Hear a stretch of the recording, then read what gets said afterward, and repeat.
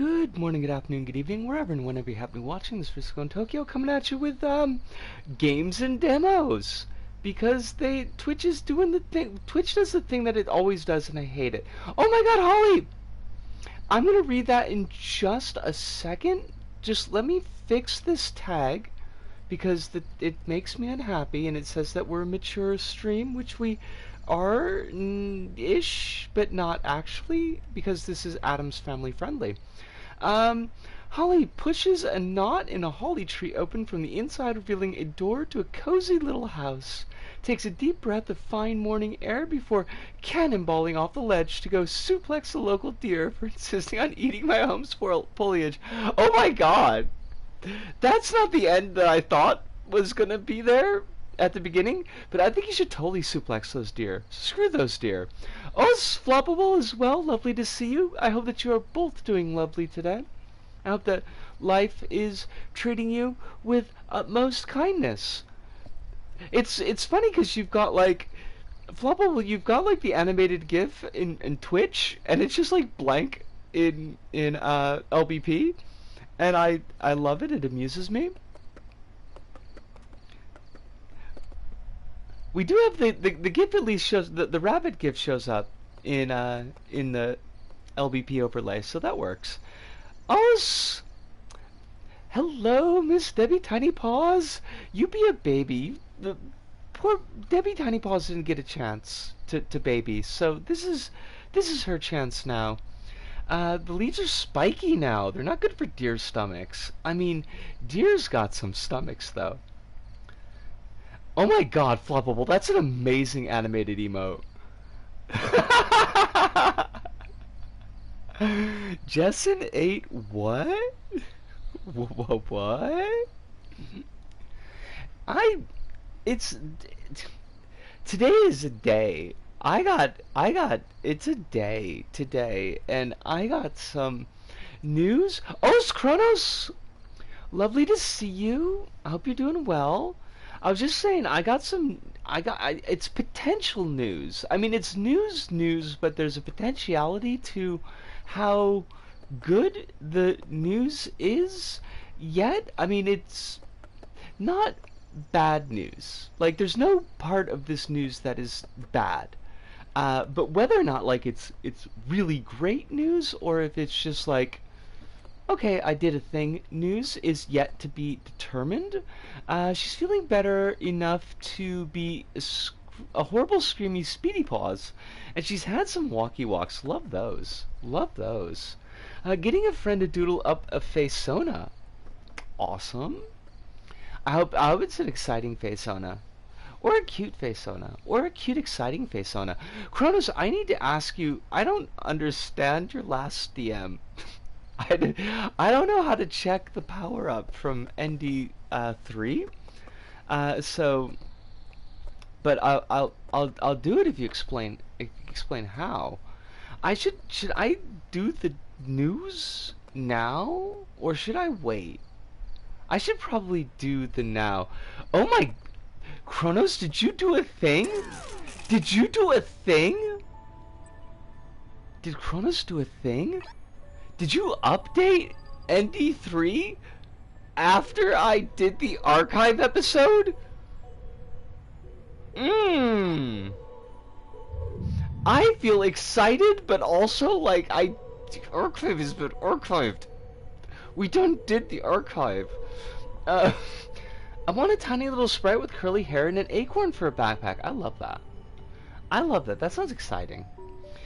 Now, like, the backpack would have like a screw on top? Is that how that would work? Or would you wear the acorn, like, cap as a cap? Doobie doobie doobie, Neon Dimension Rush 3, doobie doobie doobie. Oh my God, I'm excited. Dimension I can spell. It's not Neon Dimension Rush 3, it's just Neon Dimension 3. Escape of the Neon Dimension, hold on!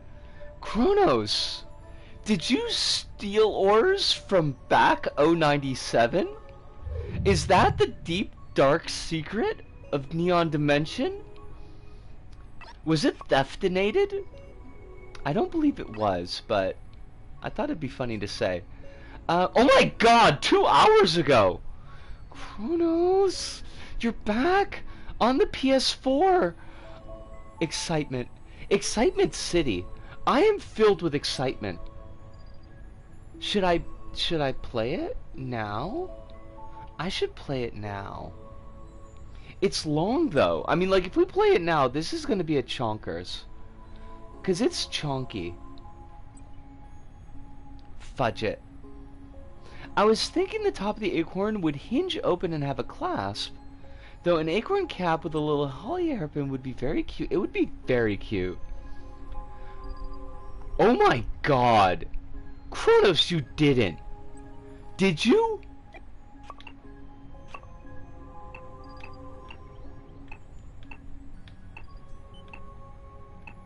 Where can I look for things?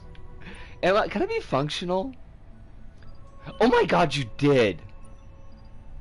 Alice, it is lovely to see you. I'm only gonna be here for an hour, so I'm recording I'm recording the pod with Ludo in an hour. I'm very exciting. Oh, yeah, like, you can't move levels anymore for some reason. I don't know why. I don't know if you can move new levels. I haven't tried it, so. Then I should do my potential news, today. Today?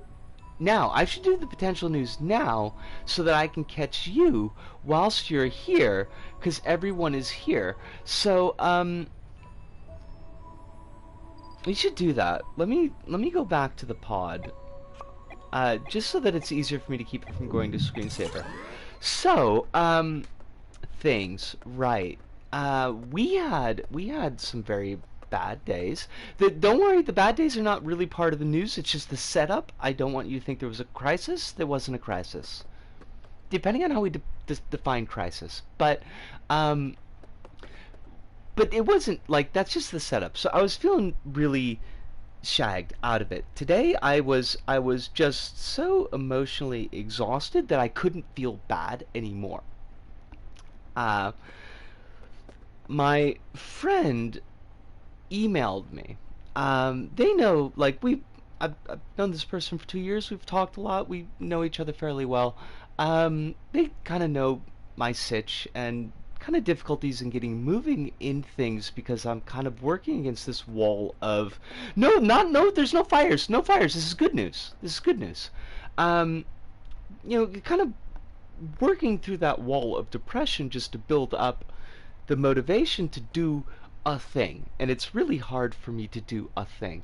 And so my friend emails me, or well, DMs me, and is like, hey, look, I know you're going through it, and I don't want to, I hope I haven't overstepped any bounds, but I called up this clinic to just get some information that I thought I would relay to you.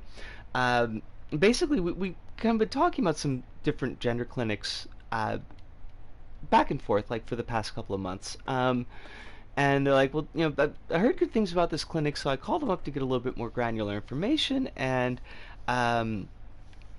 like, they do specifically work with transgender folks, and they've got a good reputation of not being really gatekeepy. Not like pushing you into about 5 years of therapy before even getting you into the girl juice. And they're like, hey, just so you have this information on hand. And I was thinking about it all through the day, and I called them up this evening, and I've got an appointment on Sunday to maybe get juiced up. I don't think it's gonna happen on Sunday. Like, I think this Sunday would just be like, they're gonna talk to me about, like, they're just kind of lay out, this is how it works, and maybe if I'm lucky, do blood work, and Uh, then we're gonna see where that goes. Um, but I, yeah, it's the obligatory. Please stop smoking combo is gonna be a real one though. I may have to. This is gonna be expensive. Like, um, yeah, like I don't know. Like this place is like the pricing isn't that bad, but like this month is really tight. So I may like actually need to quit smoking just from a financial standpoint. Uh, but I kind of am literally at a spot where I have to do something, and this is a route that is more to hand than the trip to the States, because the trip to the States is not like going anywhere so far. So that's my big potential good news. Thank you so much for the fingers crossed. Um, no fires, no fires, Holly. Takes a while before hormones, preliminary appointments, blood tests, and etc. Like, yeah, I figured they wouldn't just like juice me up on Sunday. Like, I mean, I would take it. Like, hey, we've got this new experimental treatment. Let's get you signed up before you discover the ethics are concerning. And I'd be like, sure, yeah, whatever. But I figured there would probably be like there's going to be a bit of a gap. Um, but um, yeah, yeah. Not to mention nicotine potentially decreases circulating estrogen levels. So I've heard that as well. Like I've had folks tell me that as well. Um, that's like I like I'll do it. I'll do it if it's necessary. But smoking's kind of like a big part of who I am, so like way more than drinking was, which is kind of shocking. So so it's gonna be a toughie, but if it needs to be done, it needs to be done. Things need to happen. This is a thing. So yeah, yeah, I got my toes crossed. Um, I at least I don't need to worry about the stop drinking combo because it's already happened. We're actually, what is this, 2 years? Like we're on the 2 years of no drinking. I think we passed in July, and also in July, like a full year of employment. I think maybe. Shoot, I don't remember. I don't remember when I started this current job. So it might not be a full year of employment yet, but it is the longest that I've been in a job since 2019. Um, so that's kind of a thing. But yeah, yeah, like I'm I want to be really excited. Like and I want to be really terrified. Uh but I don't have the emotional reserves to feel anything deeply right now. But I am excited and I am terrified, uh, just to the extent that I'm able to feel those things at the moment. This could be really big. Um, I mean, it is really big. The could be is just like, are they going to work with me? I guess. Like, that's a question mark. Um, like I said, my friend's like, everything that I've heard is that they're really good at like not being assholes, family friendly, not being jerks to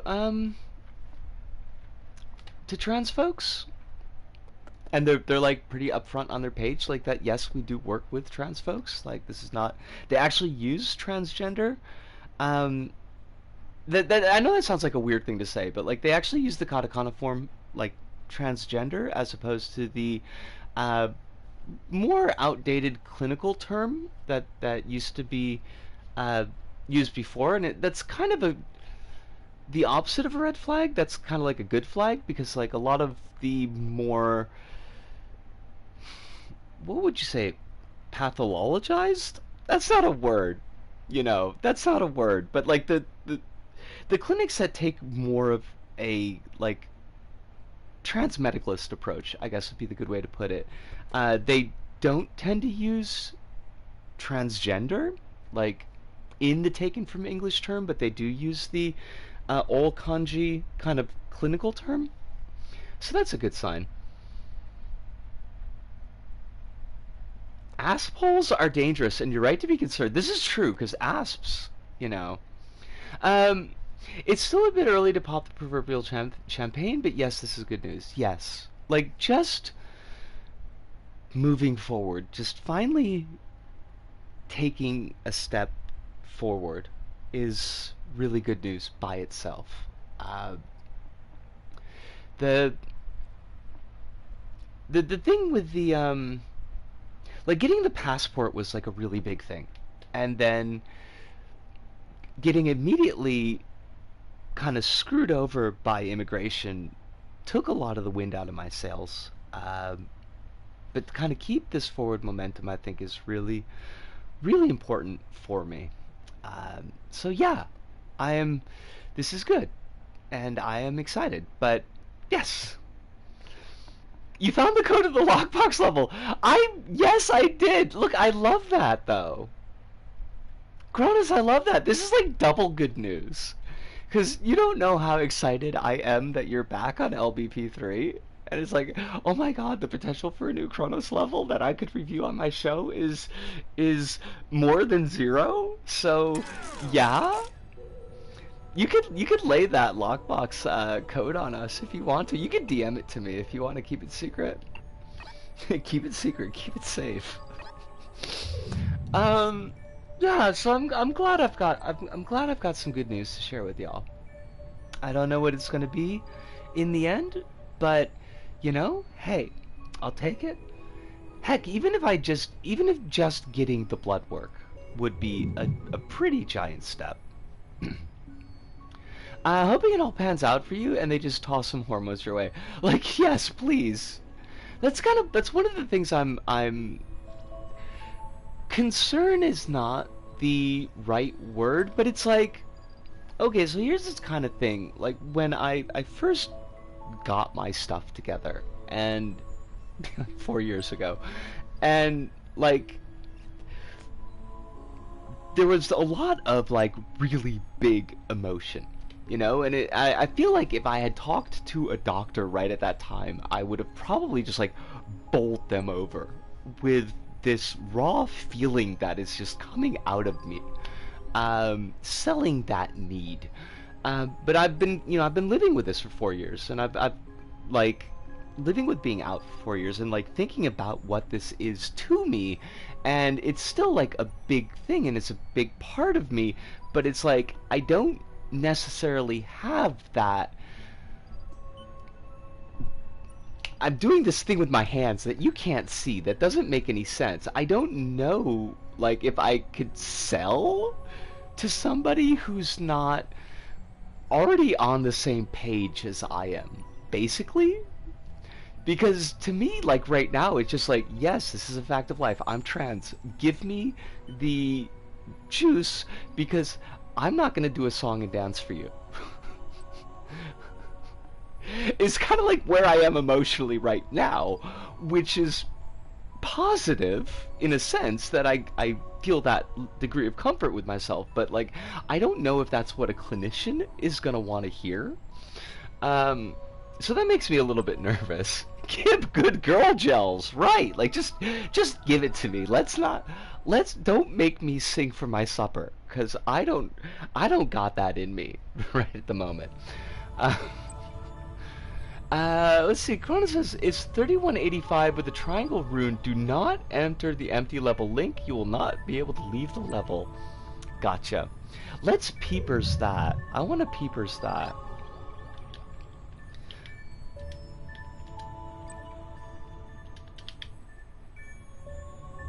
Look, I'm not gonna put on some cat ears and go all ooh, nya, and give some sob story. Give gel.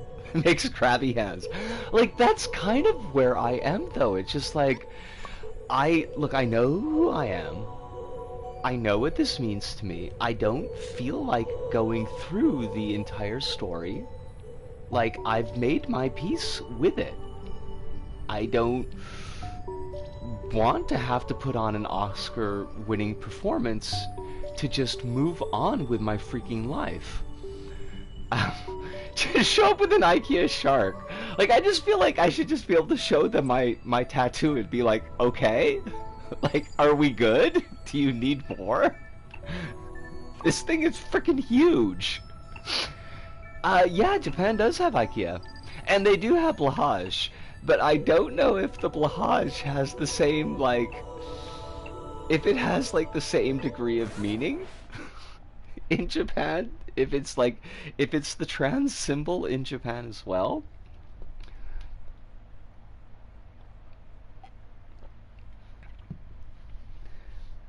I've been to an IKEA Japan before because they have accessible restrooms, and sometimes like you need one of those. There's an IKEA Japan in Shibuya. It's not like the giant like warehouse version, but let's see, 3185 with a triangle rune. Wait, how do I actually do the thing? Oh, there we go.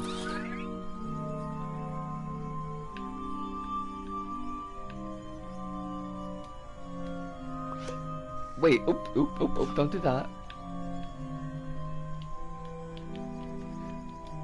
What is the, like, engage button? Kronos? Shake my head. Why doesn't Portuguese IKEA have the shark? I think the analog stick to change the numbers.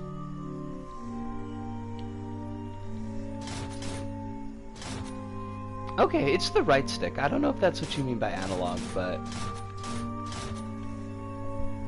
30... My local IKEA is weird because it's like an IKEA mall. I don't know what that means. 3185. Oh, okay.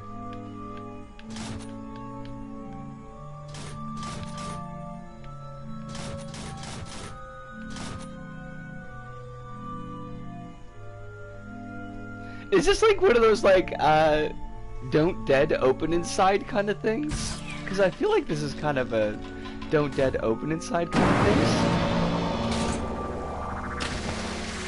Oh my gosh. That is really nifty. Kronos, that was really nifty. I'm not gonna go in the empty level link because that's just gonna bork things, but I really like that effect. I like that the water in the background is coming up and then coming down in the foreground. It's also got an art house cinema with arcade games. Are they also like art house arcade games?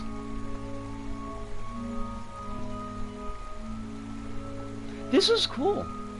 I like and appreciate this, Kronos.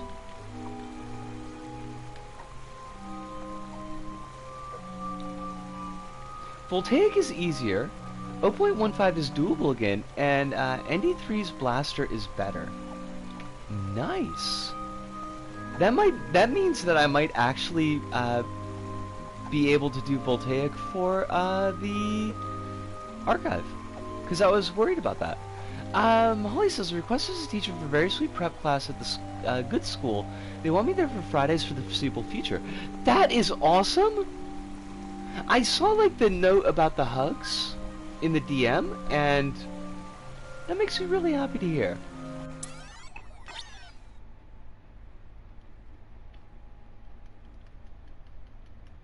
I'm gonna have to think about the Voltaic, because I don't know that I've got the brain meats for it. But I'm glad to know that it's available.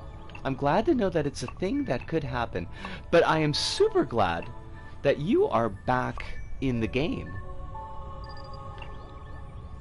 Now, I am hoping that this is not like one of the signs of the apocalypse, that like Sumo's gonna announce next week that the servers are being shut down, because I might have to go to Sheffield. I might have to go to Sheffield and talk to them.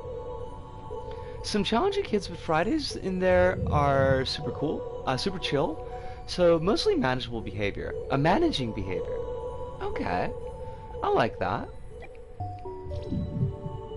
I think the update with ND3 fixes the weakest link unless something breaks. I didn't QA that much. Okay. Now Kronos, I got a question. How do you want that handled for the archive? Like, do you want the old version to stay up as is? Do you want the old version up with a note that it has been updated and the new version put in as a separate episode? Or would you like the new version to supersede the old version and the old version to be put on a private list?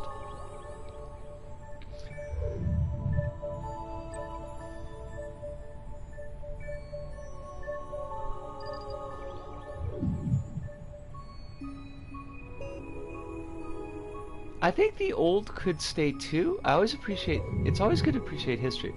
See, I mean, I'm thinking kind of at least, like, on my own, like, standpoint, that the old version it would probably be good to have the old version up, to have, like, the comparative, but Jump the Cube Survival Jump Challenge, updated for LBP3. Jump from platform to platform, avoiding fiery sack death. I feel like phrasing. I feel like phrasing here. This is family friendly. It's Adam's family friendly. Hive, welcome. It is lovely to see you as always. I hope that you're doing well. Let's put it like that. I hope that you take a break, Hive, because I feel like you deserve that. Raul Julia, Adam's family, for number 1, and Adam's family values for number 2, and I haven't seen any of the others, so I guess that's that. It's a very easy ranking.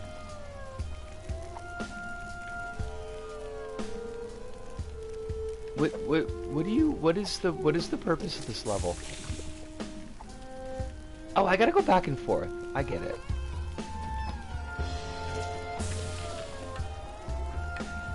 This is not a nuclear fish level, or it's quite possible that it was a nuclear fish level, but it is something else. I guess I was okay. I could give it another shot. This was a Shavo Death level. I watched the Netflix Wednesday show, 2 episodes of it, and it was just a show. It was sure a show that exists. I don't know. Like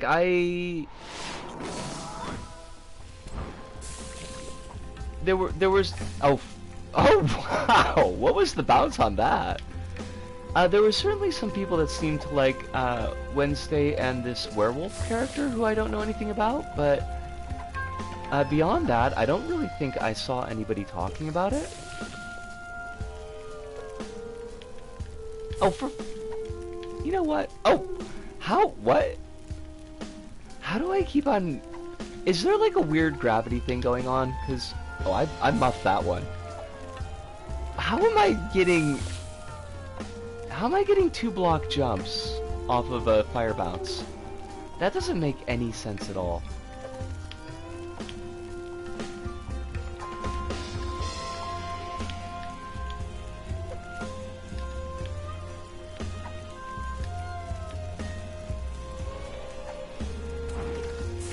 I think the most exciting news is that I can actually play your level now. That makes me very excited. Also, like, the 10 from 50 is a deeply flawed level. Watching Soup play it, and oh my gosh, you got my letter. I'm sorry it was just a letter and it wasn't anything else exciting, but like I had the energy and I really wanted to write you. And I was like, well, that's what's gonna happen. So I did. Hirunda, lovely to see you as well. I hope both of you are doing very well tonight. I hope that you ain't got no stress on your plates that you feel like you can't handle. What the heck? Did this level just... I've got to imagine that was on purpose, but... like... okay. I guess a winner is me? That makes me really happy. I am super happy about that.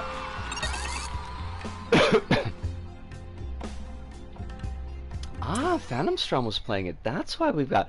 I almost hit the end recording button as though I were recording this for like an archive. That's goofy. That's super goofy. Will I give ND3 a shot on the stream? I'd very much like to hear your take on it. Yes. Yes, I will. I will absolutely do that thing.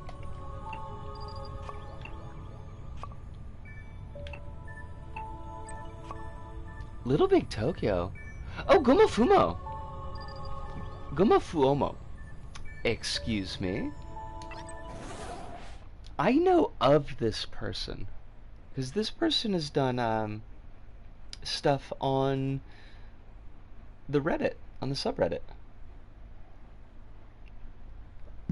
I was telling folks earlier in the evening I'll give the truncated version now, but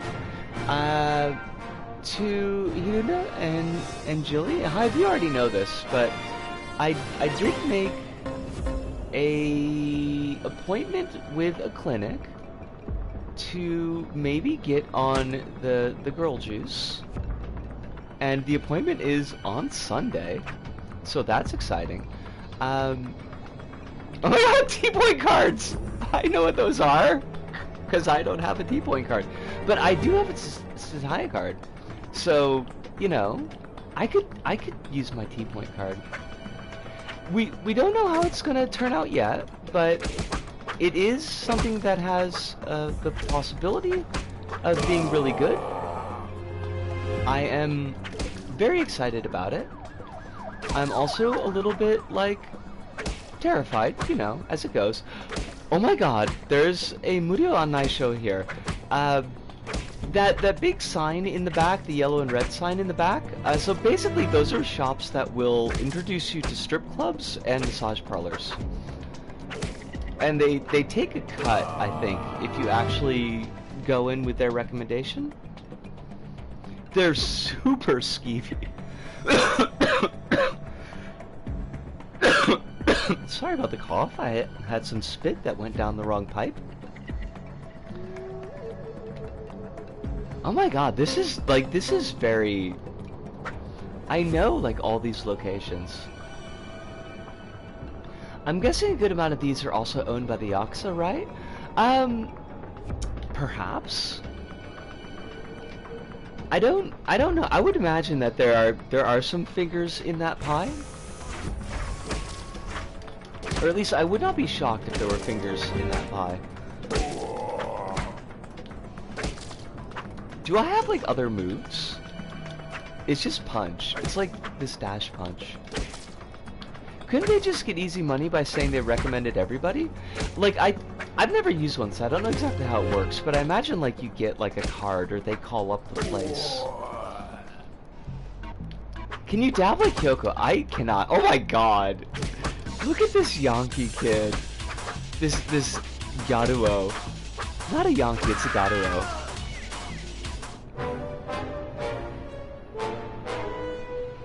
I got biffed and boffed.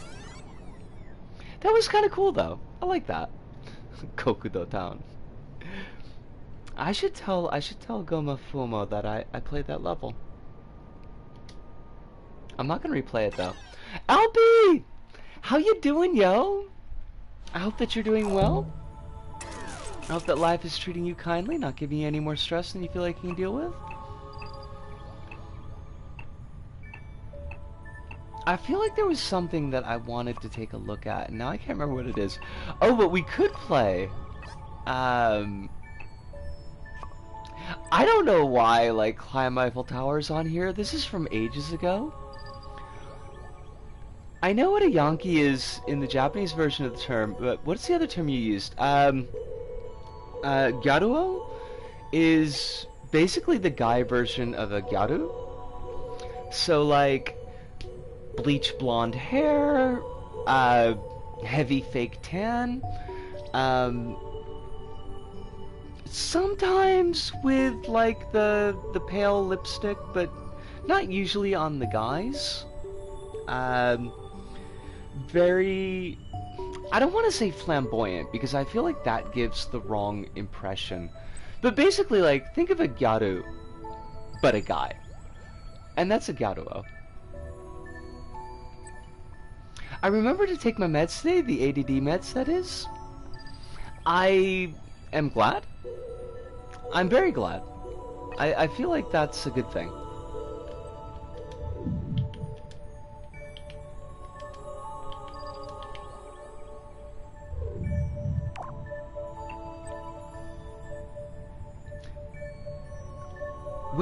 What level did Soup play? Because Soup played some Fooly Cooly levels that were... They looked interesting. Want to play at least one of them tonight.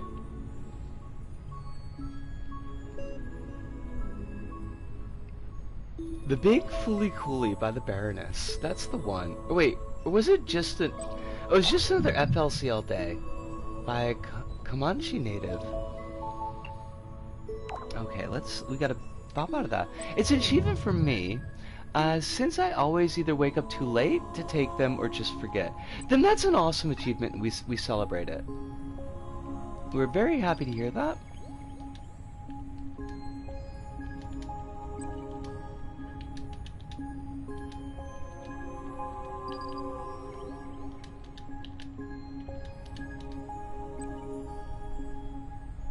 Oh, that's only 1M.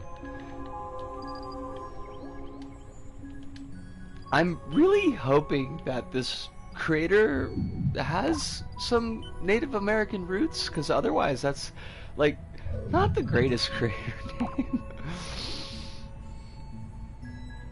Let's give it a shot. Now, Albie, like, with that kind of medication, is it something where it, like, will it really screw you up if you miss? Like, if you don't stay on the schedule for the medication?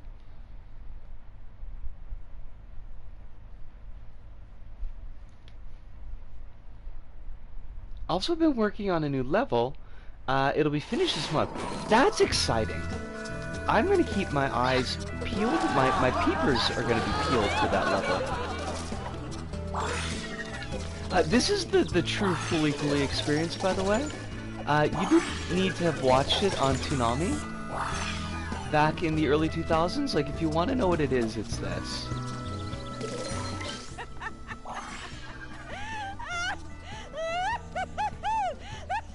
Oh, I didn't, but I will watch it.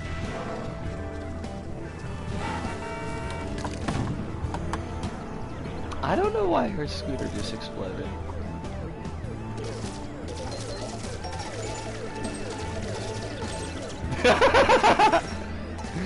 It's very something. I think this is supposed to be the guy with the naughty eyebrows. It's more like if I need to focus on something, I take them. Okay. Okay, so they're a take as necessary type of deal. That's a good thing to know.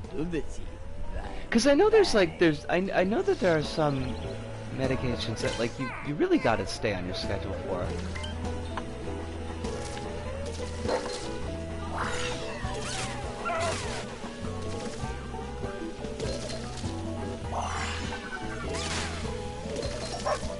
Please tell me there's a Conti in this level. I don't recall. Mainly because I don't remember what character Conti is.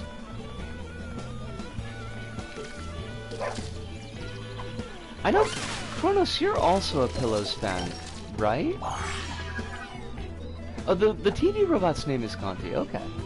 Because I haven't watched it in ages and ages. It's just sitting here on my bookshelf looking at me. I couldn't remember for a second if that was you or if that was Evelyn.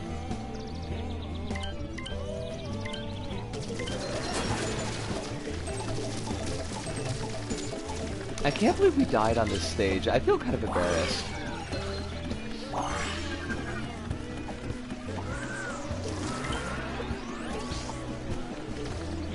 I hope there's somebody that goes manga style and talks about how expensive that is. I don't believe that's a part of this level, no. I did actually watch this video, so...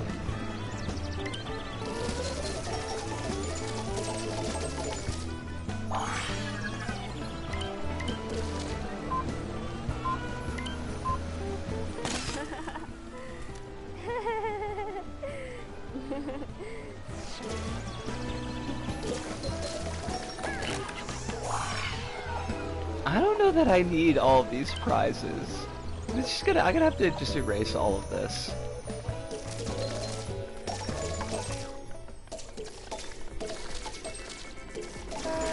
The level of authenticity, though, is quite fabulous, and really, honestly, like they should put this in the Fooly Cooly Grunge.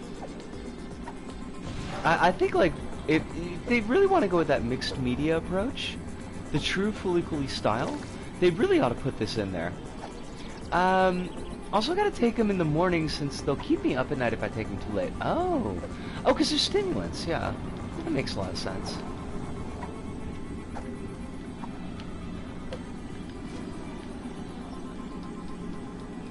This is very much a level with structure and whatnot. I mean, it is. You're not wrong. I don't know, like, what's going on up there, because the camera's too low. I feel like there's... Is this Conti? Is this Conti, but we can't see their head? Oh, yes, it is! Okay, we got a Conti. Go us! I mean, I kind of feel like you've got to have the iron. Like, the iron is iconic. It's supersonic, iconic, chronic.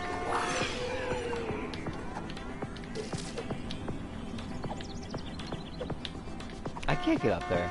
The heck with those prize bubbles. I don't need those prize bubbles.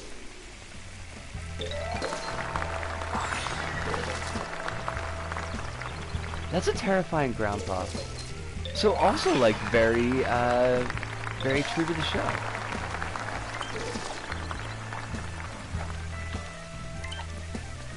The way they got these stickers set up is actually really hard to see the stickers. Like the platforms that they're using to give the impression of stairhood.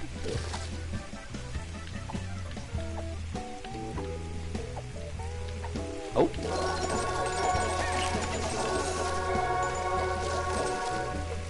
It's kind of a good use of sound effect.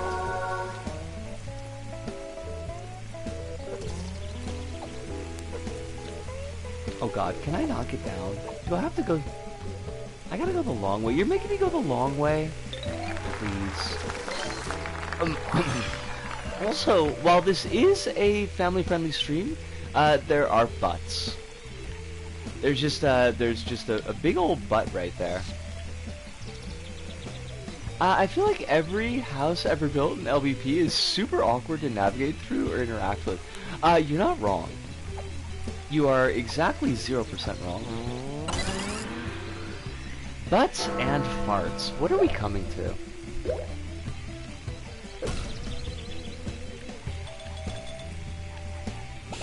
Also, to double back just momentarily, I would say, Alfie, if you've got a choice between too many commas or too few commas, I kind of feel like you're better off with more commas than few.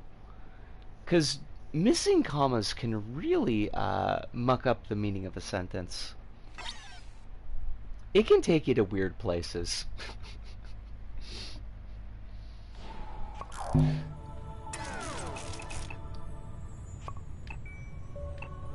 Let's, there was like a, not another FLCL day, but I don't know what happened to it.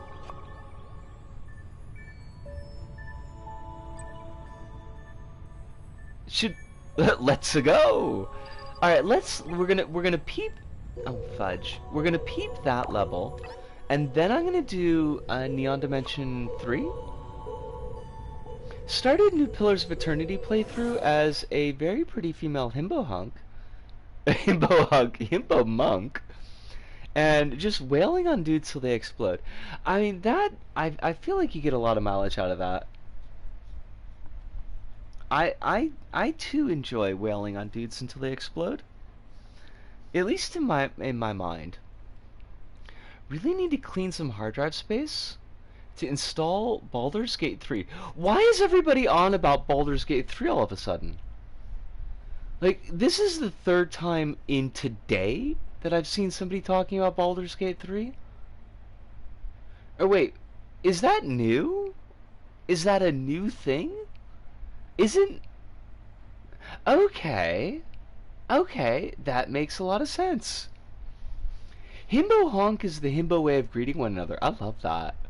I love that. Kronos, me too! You and me! We are both on the same page here. $90 in Australian, I hate that. What is this? Like, I can't even see what I'm shooting. It looks like a catfish. Oh, it's a hand. Oh, that's terrifying. I hate that. What material is that? Like, why is that? What the hell? What did they make that out of?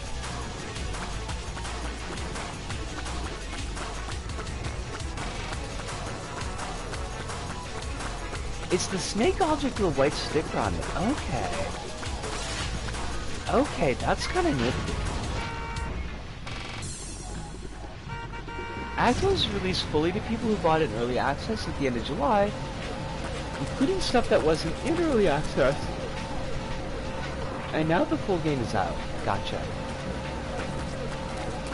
I honestly, I'm right here with Kronos. I honestly thought Baldur's Gate 3 came out some millions of years ago in the before times. This is actually pretty slick.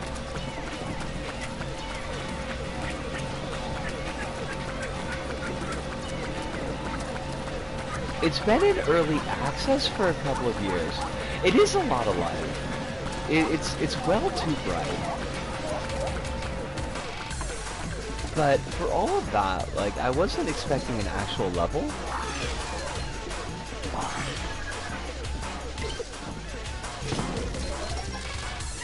I care not about Edgar Allan Poe.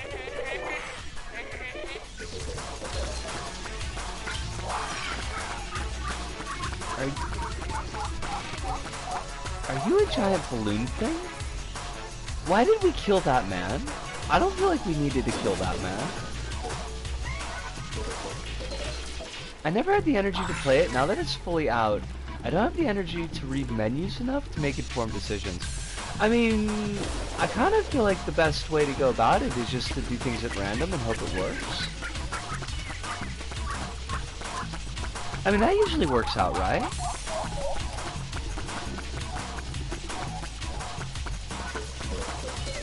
That's how I played Dark Souls 1, and that's why I never finished Dark Souls 1. It worked in Divinity Original Sin.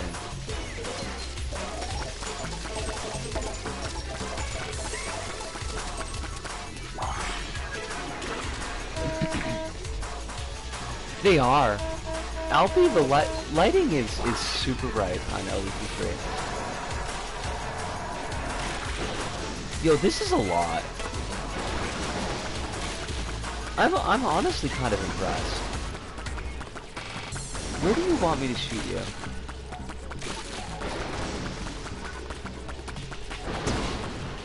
Okay, that works. I wasn't expecting that to work, but I mean we're good with it. I wonder if Soup did this. Like if Soup recorded this for his archive?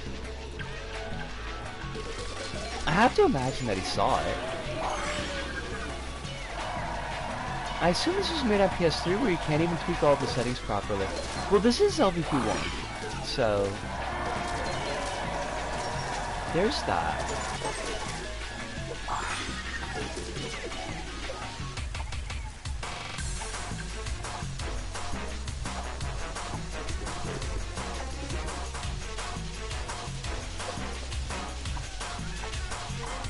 I'm not gonna go for those point bubbles, I don't care. I care not for your point bubbles. I'm actually a little bit surprised that it's like a fairly competent level. Now I don't know how to get out of this place though.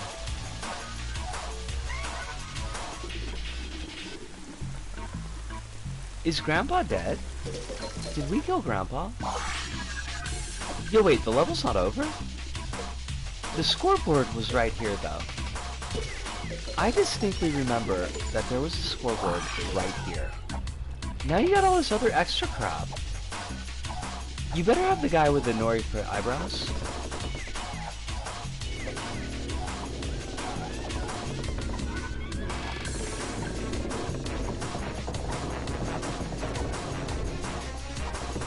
I would like to go up now. I feel like going up would be pretty cool. Ah, fudge! Oh, double fudge! Oh, triple fudge! I hate it! Why? Why you gotta make this so difficult? CN, why you gotta make this so difficult? Fudge it. I don't care. I have to care because I need to get up there to get past this. I think I played a wildly good one a while ago, LP. Just as a heads up.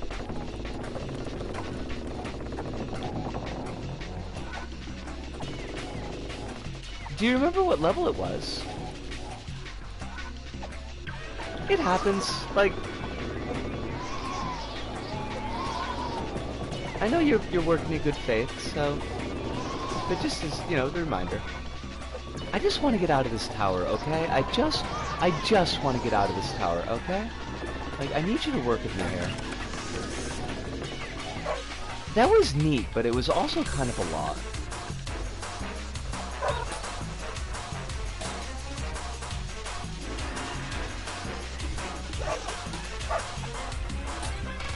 That would be pretty cool, but also I feel like kind of impossible.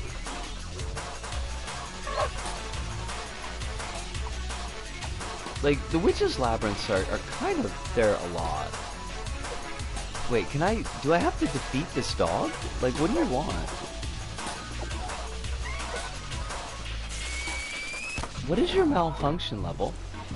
PtaER to the left. Oh! And Joker's to the right. Or evil dogs, at least. But here I am, stuck in the middle with you. But I'm not stuck. I'd like to be here in the middle with you. Well, I'd like to be more on the left, honestly. Am I shooting you in the face or in the butt?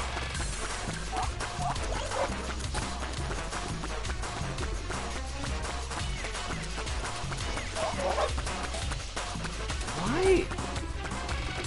You've got like half of the interactable place that's covered up by a brain. Also made by a Finnish guy. Okay. So it's got that trademark Finnish quality.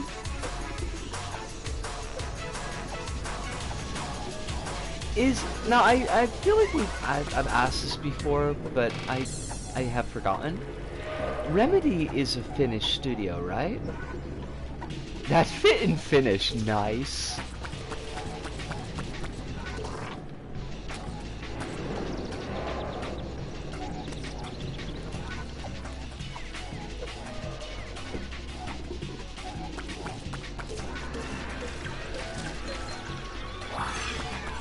Because I do need to admit that they are pretty quality. Remedy is quite a lot. I've been enjoying Control a lot more on my second playthrough. I think, oh my god, this level is freaking huge. It didn't need to go this hard. Nice imported pictures, by the way. Oh, wait! Yo, Holly! We got the thing that you wanted! They really put the manga panels in there!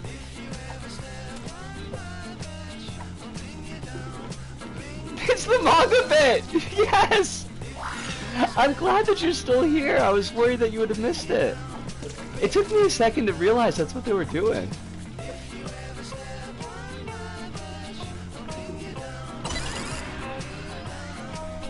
"30-minute level? Oh my god. That's like... I'm trying to remember if I played anything longer than that.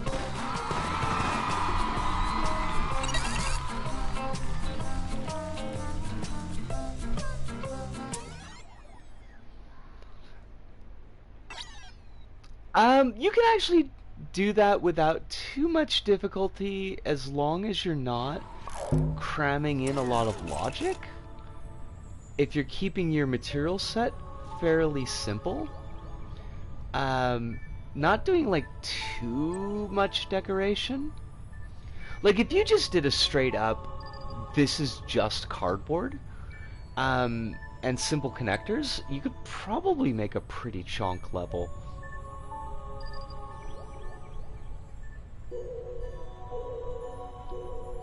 ND3 was at 95% thermo.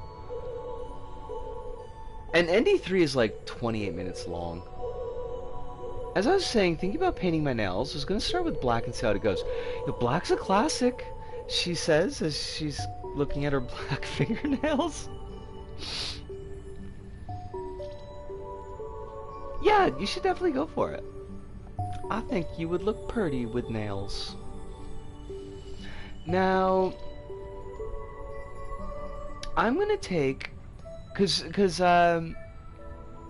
ND3 is a chonker, but I would like to give it a shot. So I'm gonna take my break right now, so that I can have my smoke and not get like nicotine fiending. I was once told I could do hand modeling. I couldn't do hand modeling unless it's like for Strangler's hands. Which I totally would do, and I don't have any problem with them, but they're not like... I don't have pretty hands, I've got utilitarian hands.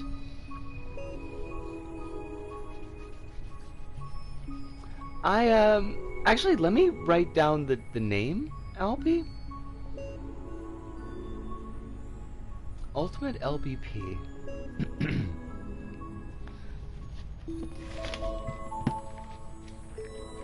Where is...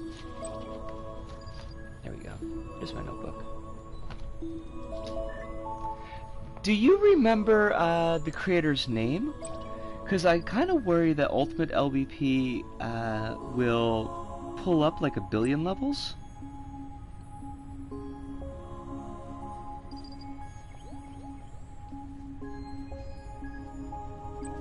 Spider-Verse?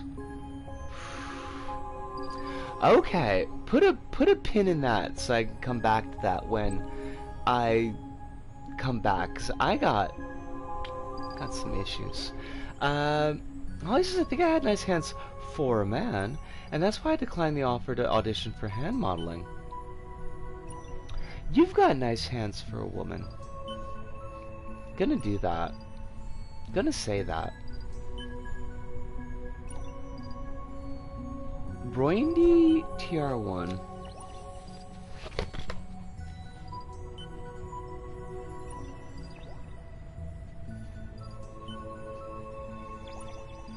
Okay, let me get my cigarette in. Let me take a little bit of a stretch. We'll come back. We'll play through some ND3, and we'll talk a little bit about Spider-Verse. Oh, okay. And I should pull up, like, I've got a whole rant somewhere written about Spider-Verse, so I should have that on hand so I can look at it for notes. Because I had some feelings about it.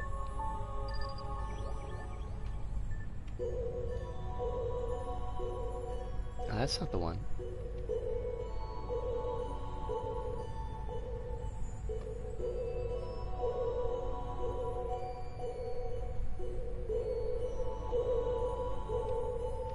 Alright, we're gonna put that there. But I'll be back. According to studies, fish can communicate with each other via sound, color, and motions. Fish are cool. Fish are very cool. We give our props to the fish. Break time! Come back. Okay, I want to see it. I want to see it. Break time! I'll be back.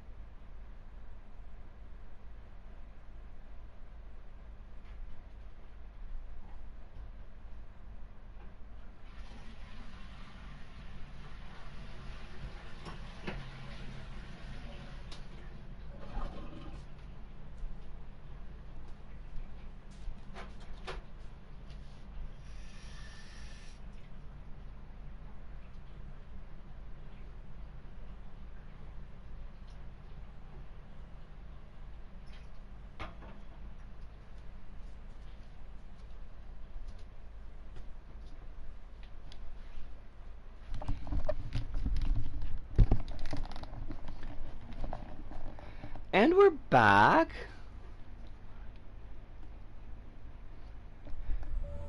Did chat get weird or something, LP? I gotta check out Panda's joke. I will not read Panda's joke out loud. Oh my god. That's not like super spicy, but it might be a little bit too spicy for an Addams Family friendly stream. Okay, now I'm gonna do the Neon Dimension, and I am gonna talk a little bit about the Spider-Verse, but I do want to kind of check, like, do folks care about Spider-Verse 2 spoilers, or like, where are we on that topic? Because I don't want to, like... Alice doesn't care about spoilers, okay. Kronos will probably forget, okay.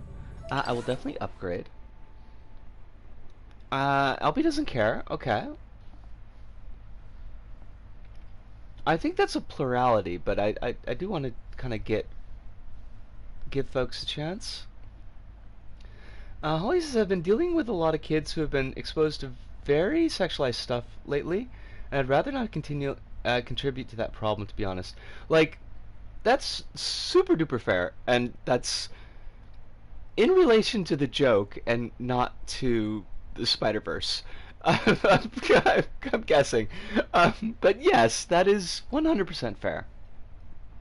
And that's kind of a... No, that was to the DM joke. Yeah. The timing was very amusing, though. Alright, then I'm going to give a 10-second warning to anybody who's watching on VOD.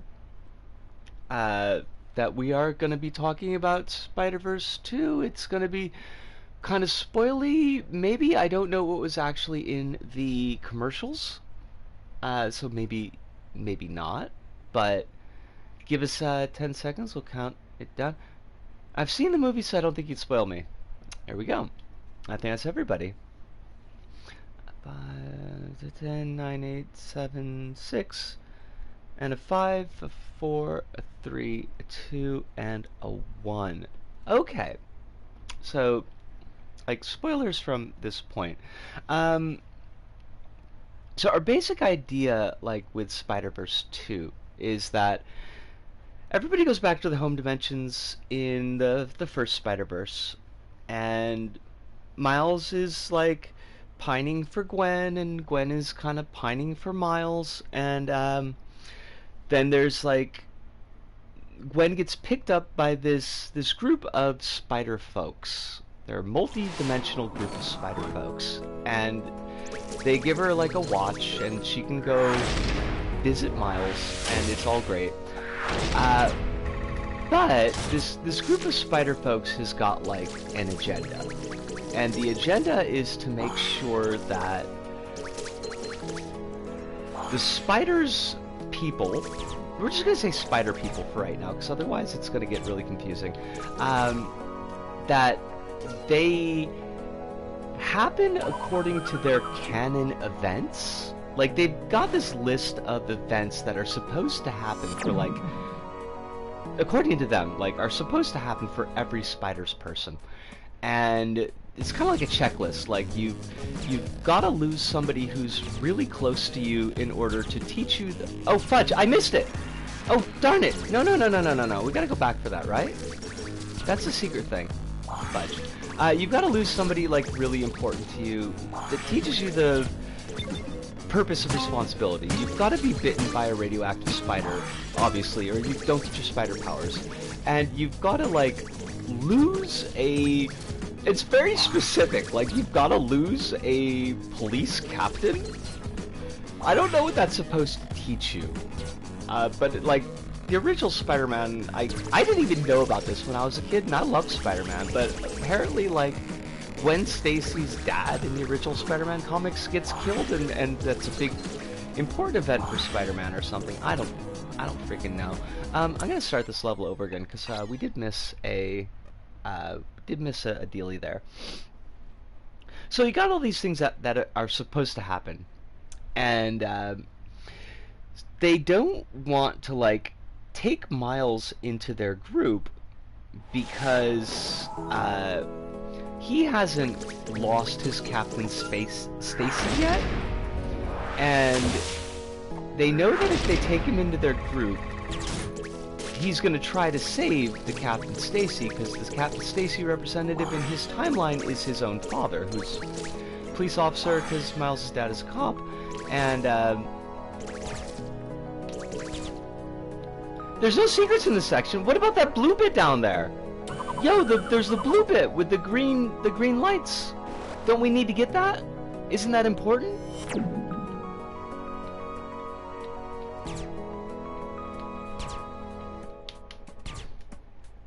That's a teleporter! Fudge. Okay, never mind. Don't worry about the secrets there then. So anyways, Miles does eventually get roped in to meet this group, and they're all basically like, yeah, okay, so, see, here's the thing, your dad's gotta die? A deeper implication here is that significantly major canon event occurs, then the universe in which the canon event no longer occurs gets unraveled and disappeared. Well, that's their like justification, right? That if these canon events don't happen, that the universe gets destroyed. That's what Miguel says is going to happen. Miguel is like Spider-Man 2099. He's the future Spider-Man when Marvel was attempting to do like a futuristic set of books. You had Doom 2099, you had Punisher 2099, you had Ghost Rider 2099, and you had Spider-Man 2099. And they didn't really go anywhere. They were extremely very 90s. But folks liked Spider-Man 99, and this is he comes back in this. So how do I even get into how senseless all of this is? That's because these have to happen because they're a priori metaphysical facts that tether the universe to existence. But like, that's... Okay, first off, that makes Spider-Man into the suffering god, and that's like really kind of messed up. Like, Spider-Man being an important character, sure, but like, Spider-Man being essentially God? That these events have to happen to Spider-Man? Or else the entire universe gets destroyed? It's like, what does that even say about the legitimacy and agency of other people in that universe? It's kind of a mess. That's kind of messy. Like, I don't like any of that. I guess people are drawn to goofy, edgy stuff like that. I mean, you're not wrong. And okay, so an important thing here is that this is very much like a meta commentary about how fans treat Spider-Man and how fans treat comic book characters in general. Like, that the comic book characters have to follow these certain arcs, or they're not that character. And they'll just brag on it, and they'll just jump down the throat. So, like, when Spider-Gwen came out, and, like, people flipped out because, like, oh my god, she's a girl, and she's changing all these canon events that are, you know, like, Peter Parker dies in Spider-Gwen, because Peter Parker's the Lizard in Spider-Gwen, and he turns into the Lizard. He makes the formula to become the Lizard because he wants to impress her, and then she fights him, and a big thing falls on him, and he dies. And that's her, like, loved one that she loses that teaches her responsibility. But people, like, didn't like that. And then Miles Morales comes along, and people really didn't like the fact that Miles Morales is black. Wow, big surprise. There's a racism problem in comics. In comics fandom. So, like, the film is very much talking to that type of outside of the movie discussion. I enjoyed Spider-Verse a lot, even though I thought it was silly at times. Spider-Folks have no concept of a Spider-Person caring enough about others to be responsible without someone dying. I mean, Okay, that's like a really big part of it. Yes, I mean that's a part of my issue with it is like that they both like in universe and out of universe, they're kind of acting like you can't become a moral superhero without these events happening. But that completely, how do I want to put this? Like if you are a superhero or if you're a hero or if you're just any decent person, right? And it's like you see someone and you know that someone close to them is going to die because of their inaction. If you sit back and you're like, well, I'm not going to stop this situation because I know that this person dying will cause the other person to become a moral person, you are evil. Like, you are legitimately evil. You have no claim to morality.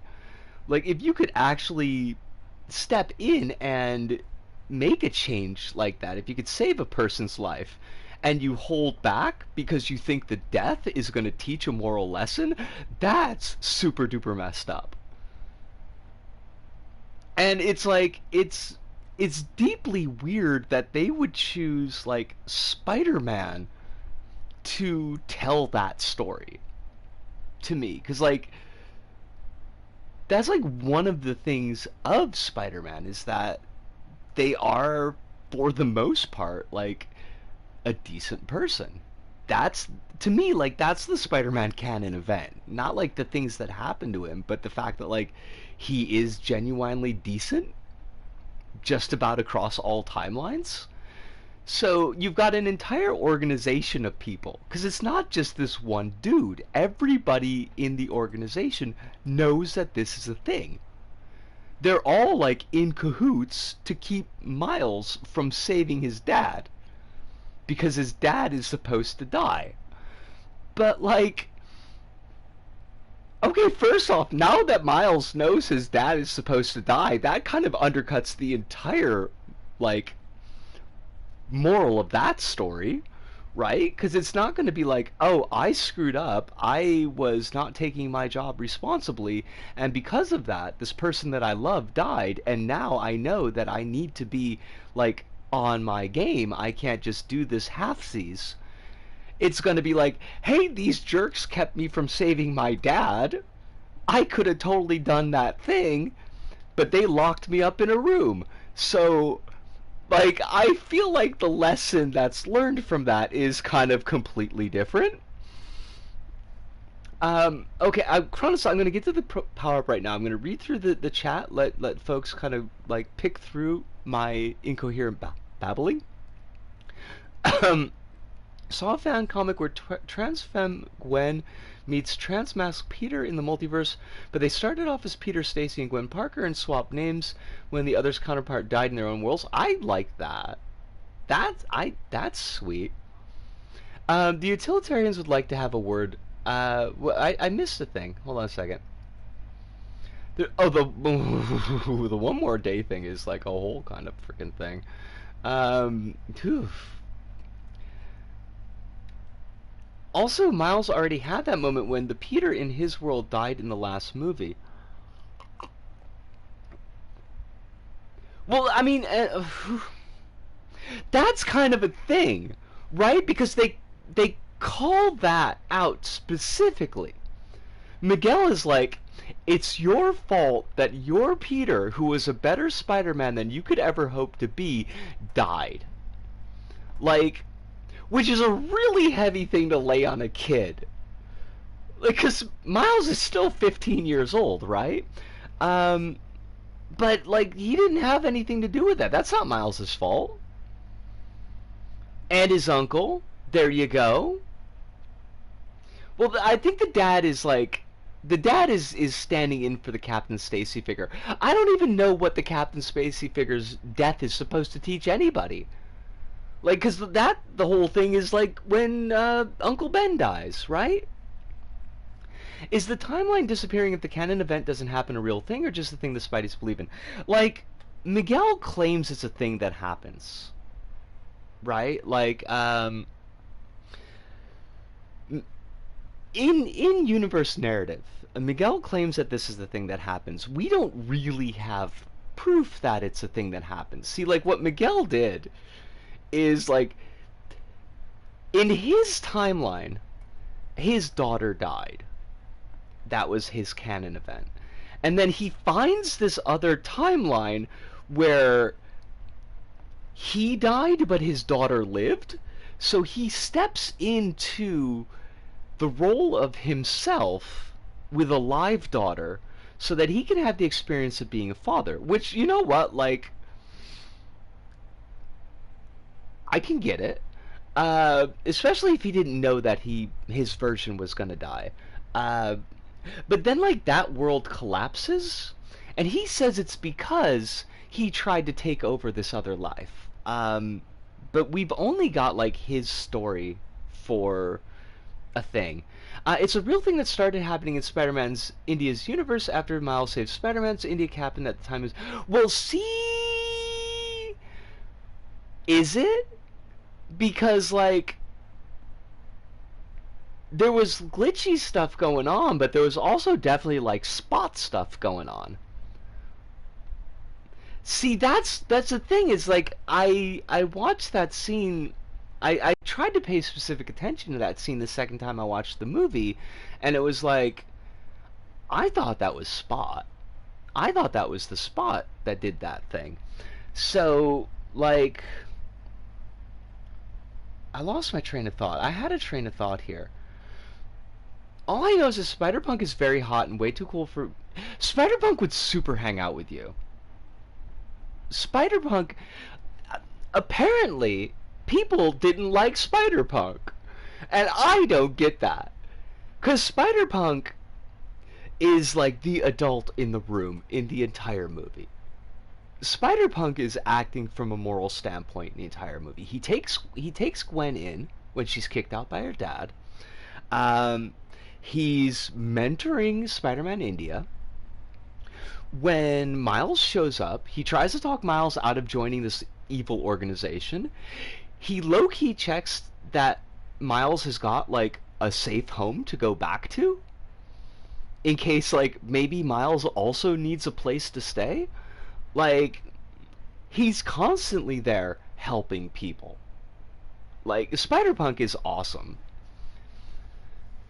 People don't like Spider-Punk over babies. Yes. Okay, but I do want to go back really quick to Alpi. So, in-universe, it's a question mark. Out of universe, because remember that this is all, like, telling a story on two levels. It's telling the story within the story, like, in the movie itself. And Kronos, I'm so sorry that I have not gotten to the level, but like I'm a little bit hot here, but I promise that I will. I promise. I'm so sorry. But it's also telling the story of like the fandom and the comics industry. So you could look at the universe's collapsing thing as the fans don't like the comic, and so they don't buy the comic, so editorial cancels the comic. And so the universe of that comic literally ends because the comic is no longer being written. So like there's like that double commentary that's going on. And it still speaks to, is it because of changes in Spider-Man that the fans didn't like the comic? Is that the reason? Question mark. Is it that the canon events are different? Because we don't have an answer in the movie. It could be Spot.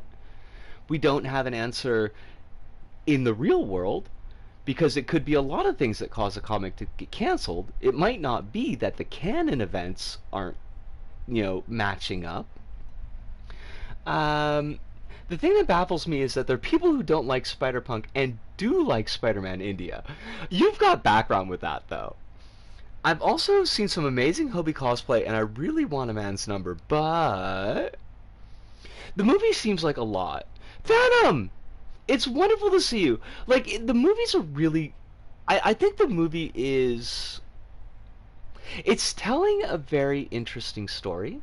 I think it's telling a story of some importance, because I think some examination needs to be made about how fans and media consumers in general interact with these properties and the expectations that they have, and how those expectations are often not healthy. Like, I think that's an interesting thing to examine.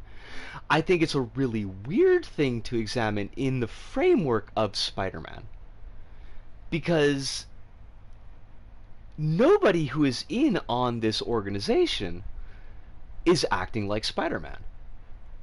It's like, it's a really weird flex.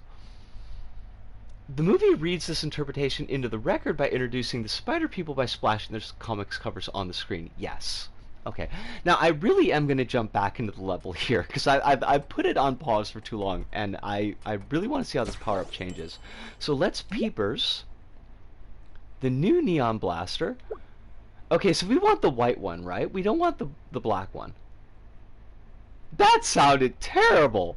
I don't like the words that just came out of my mouth. I mean, we know what I meant, but like, it just still, as a sentence, was not a really good one.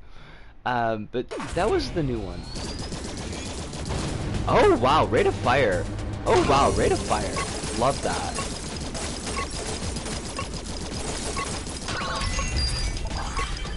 Oh, it's... I definitely think having... Uh-oh. Uh-oh. Wait, why is it still giving me the countdown? I like how the family-friendly LBP streams gets into the weeds of media analysis. I do too. I love when we get a chance to kind of dig in on media. I know we don't always. It kind of depends on how much brain power I've got. Somehow I shoved the button at the very top. Okay.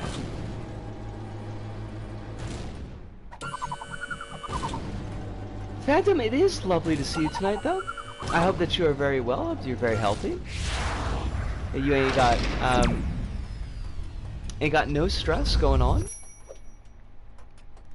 Is it me, Kronos, or does the level look crisper? I feel like it looks crisper. In a good way. This isn't like in a bad way, but it looks very crisp. I make that mistake every time. I don't know why. I hate it though. I'm playing Tren in Dreams and found LittleBigPlanet there. I've heard people talking about Tren, and I don't 100% know what it is. Is that like the last MM game update to Dreams or something? You didn't touch the visuals at all. Okay. Then that's just a me thing. Wait, that's not how you get that? Oh god. What? Wait, no, stop! No! Velociraptors! I hate you so much! Why? Why though?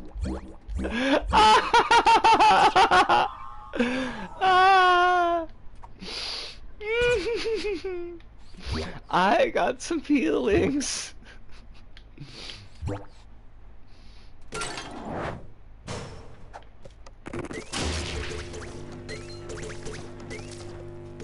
I hope that this playtesting is helping.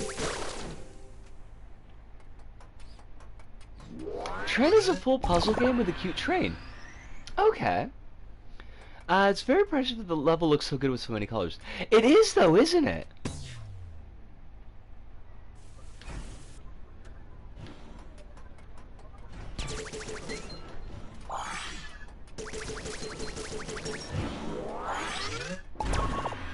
Oh, that was close.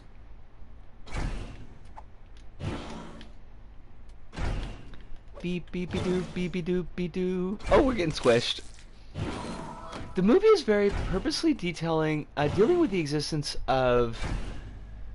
Oh. Hold on. Hold on a second. Very purposely dealing with the existence of multiple variants of a specific character as they exist as a product that interfaces with a dimension beyond their reckoning, where their fate is influenced by fan and editorial reaction, while having the characters have to grapple with the reality that they have something beyond their reality dictating how their universes play out. In some way, it's a kind of cosmic horror story in that regard. I like that. That's an interesting read. And I think is a really good one. This is one of my favorite parts of the level. That you can see the high score marker.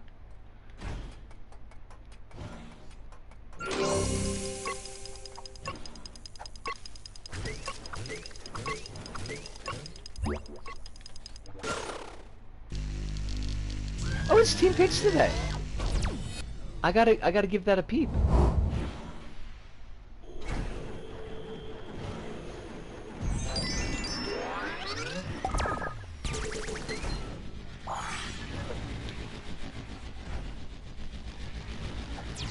Oh, fudge.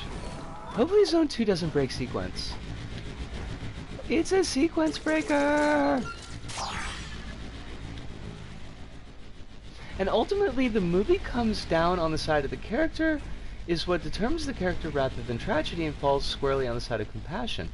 See, I mean, that's what I feel like that's where it's going to be going. And that does give me some degree of hope. Because otherwise, it's a really weird story.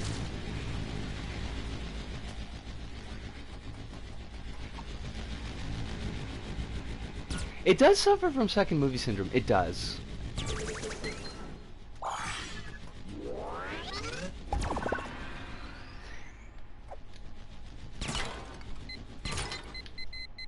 Oh wait, second movie syndrome. I don't know why I was thinking about like two movie syndrome. Like being broken into two movies. Because I think it definitely suffers from being broken into two movies. Like, it might... I don't know. Because the alternative is that it's like a 4-hour movie.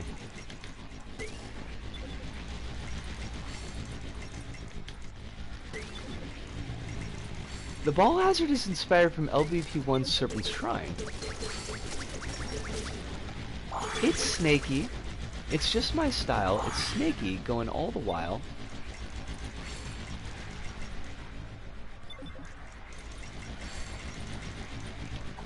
I am really excited to see how they handle the Prowler version of Miles Morales, because he's neat.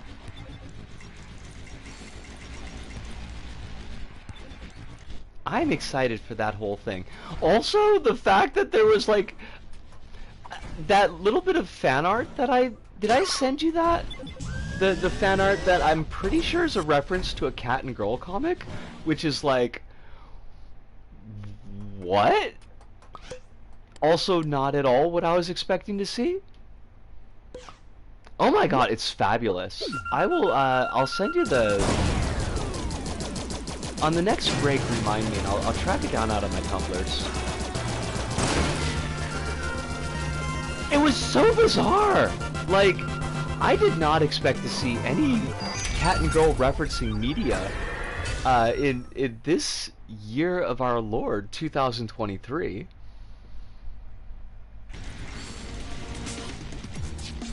Okay, we did get the music back, and I completely muffed that section. And I hate that. Because I should not have... Oh, for fudge sakes. I can't take off the blaster. Okay, stop. Oh, there we go. That was the problem. I thought LBP was being especially weird.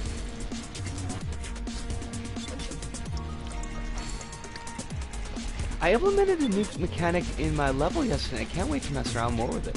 Oh, what's your if you don't mind giving us spoilers, like what is it that you're trying to do? That's not the way I wanted to phrase that. I don't know how I wanted to phrase that, but that's not it.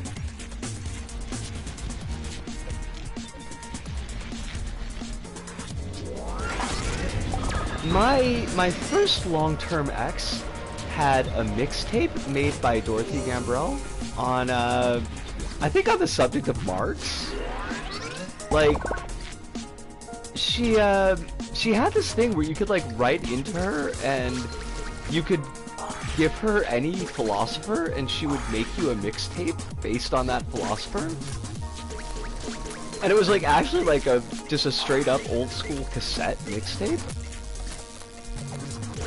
The player presses the L1 button to activate, deactivate two different color platforms. Okay.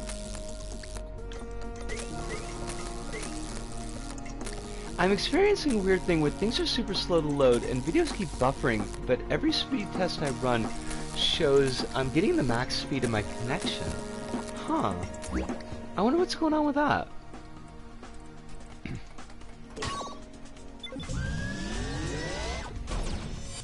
Only one color can be on at a time, so we got like timing-based puzzles. Okay. Alright, let's see how this boss goes. Weird that it started with a little bit of its health already gone. I mean, not that I'm gonna complain.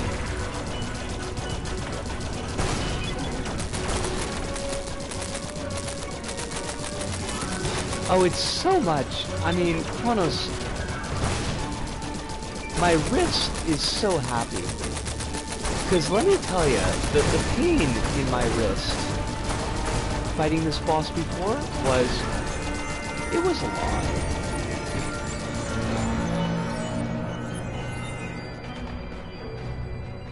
The movie also does land on the side of Peter B. Parker and Spider-Gwen were in the wrong for treating Miles the way they did, and also Hobie is the best. See, like, Peter B. Parker has got some serious freaking issues, and I would really like him to be even vaguely an adult. He's put an awful lot on Miles, and it's all like a load of BS.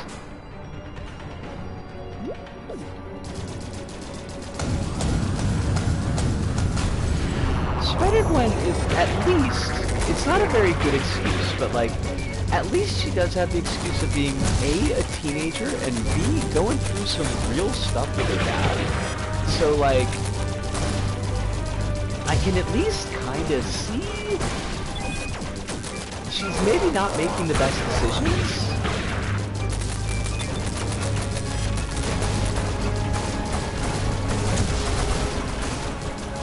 I do also like the implication that every mentor in the Spider Society has failed their mentee. That's interesting.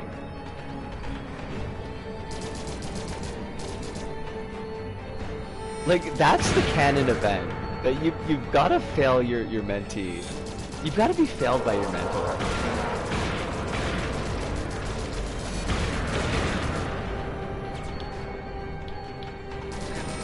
Oh, fudge. Okay, not fudge.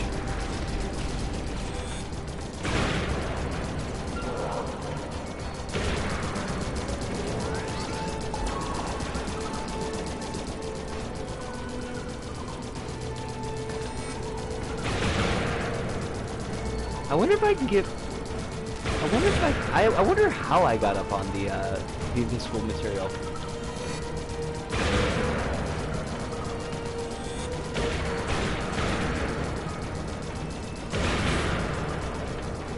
For her, it's fall in line with Miguel or get sent back to her dimension and get arrested by Miguel.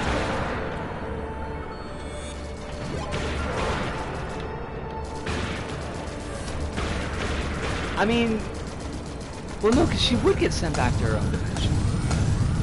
Unless she escaped. I was gonna say, like, she could just hang out with Hobie. I mean, she's wearing the man's jacket. Right, because she reconciles with that.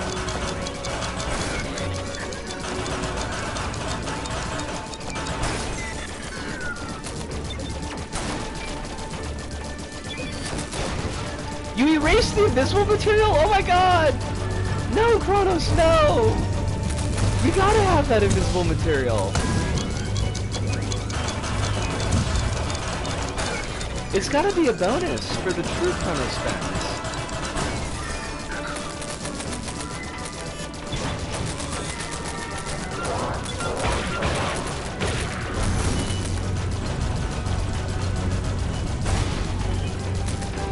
Nice, Alfie, I just caught that. Oh.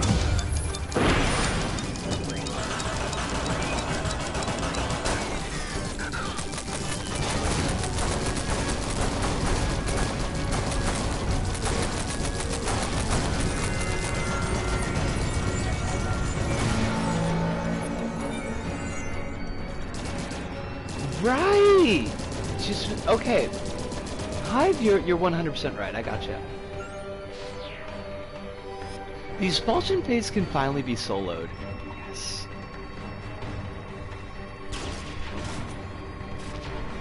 It's a lot more forgiving. Like, I feel like the fight still has a lot going on, but it's not like... It's a lot that's manageable. It's not like a lot where I just feel like, okay, I'm gonna lose the... You know, I'm just gonna tank deaths, basically. Which is kind of how I played it the first couple of times.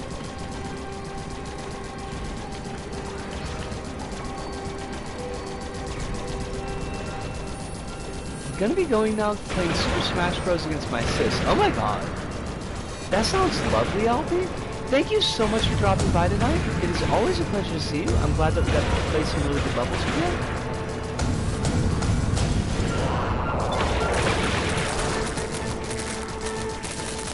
And you be keeping yourself safe out there?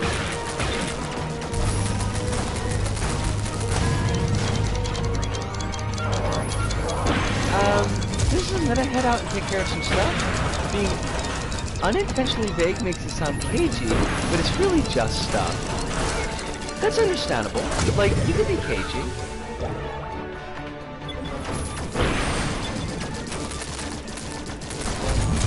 We support a gal's right to be cagey, but you keep yourself safe as well. Give my love to all the loved ones in your life. All the warmth and hugs. You know, there was a character in my old show who I didn't like very much, but I needed a police detective character to investigate my untimely demise, my murder. It's a whole thing. So the character's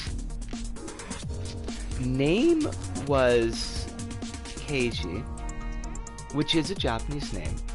Well, it's a Japanese reading of Cage, and he was a police detective, which is Keiji, because that's the word for police detective in Japanese, and he was a really shifty guy, so he was Keiji. So he was a Keiji. And I was so proud of that. It feels a lot better. Like, it still feels like a challenge, particularly the last two phases of the boss fight, but it feels like a challenge that can be done. So a reasonable challenge, I guess, is the words that I want.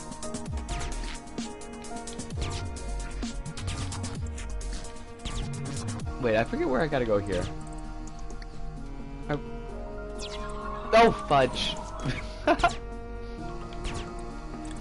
Okay, we gotta get to the purple bit. That was the thing. Right, there we go. Oh, fudge! Okay, I gotta take this gun off. I feel goofy. No more gun. I was gonna do a Zardoz joke, but, like, honestly, who needs it? As I edited this level, I have an idea for a level. No promises made, but, you know. Kronos, I'm dead. The gun is good, etc., etc. We all know the drill.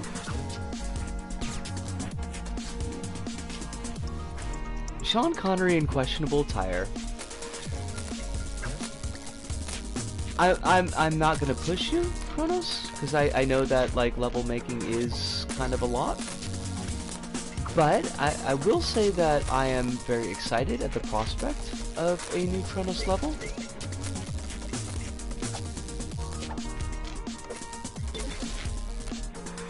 Oh wait, we want that. Because that's gonna take us someplace. It's gonna take us to the other side. Take us to the other side. Cause, honey, you got to be like the devil in the deep blue sea. I don't remember any of the rest of the lyrics of that song because it's Aerosmith and I kind of think they suck. Oh? Oh, she said it. I don't think that's particularly a hot take in this day and age.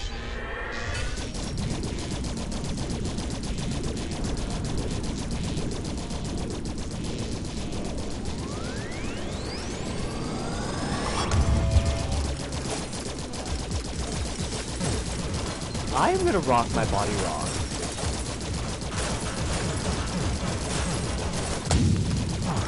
See, now, like, you make these promises, Kronos. You say transition in 4 seconds, and I'm like, I'm still waiting. I'm kind of saying, though.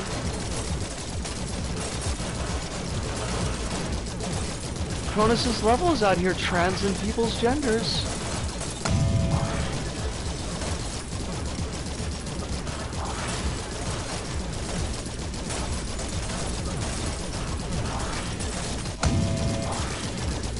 This bit here, this little scene here where you got the balls going by while you're doing the bonus, I love it. I think that might be one of my favorite parts of the level. Like, legitimately.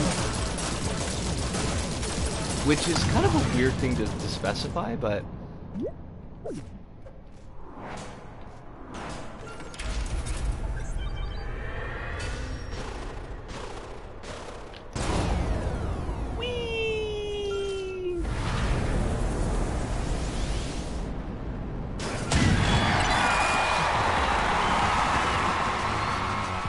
oh, dip? I did not beat my high score.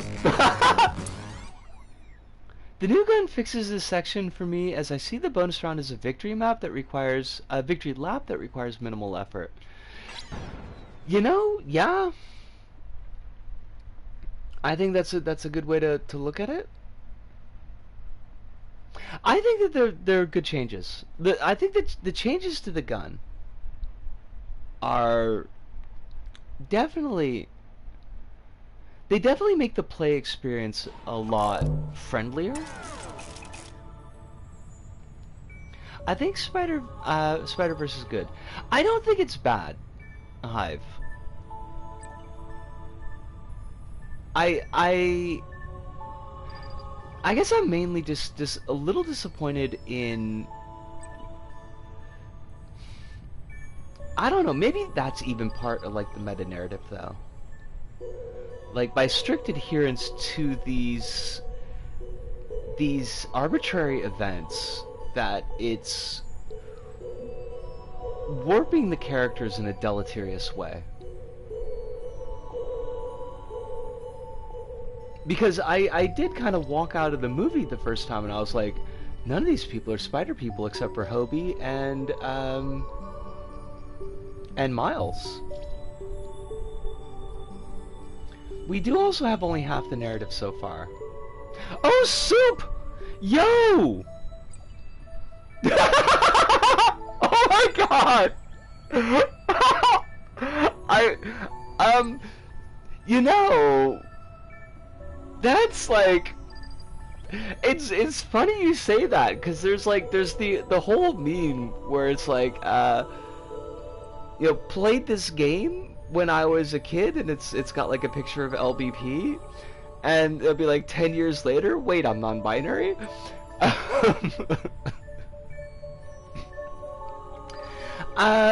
Watched your Fooly Cooly levels, and actually played through one of the Fooly Cooly levels that you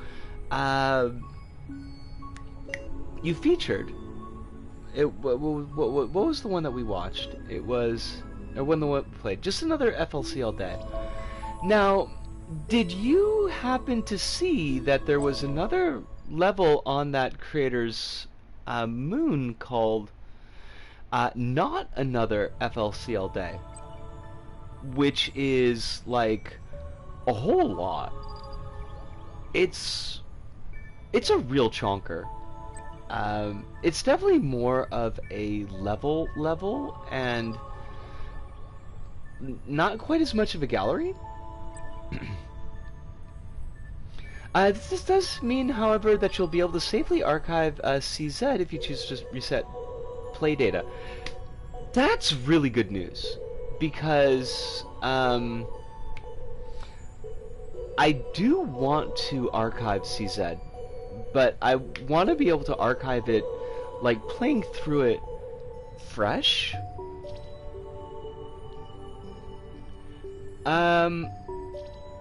We looked at it. I don't know what the timestamp is, but we did look at it on this stream.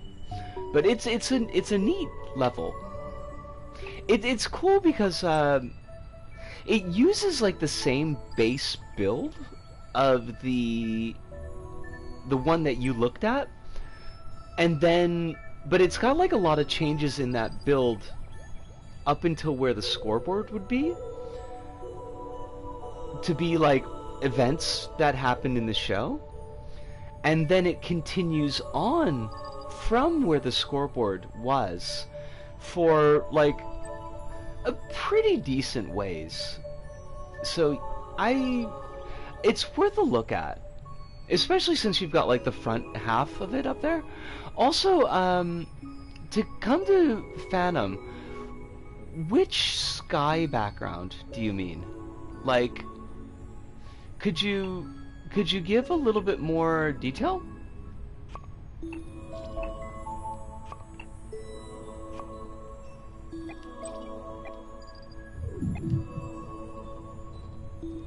I'm trying to think of like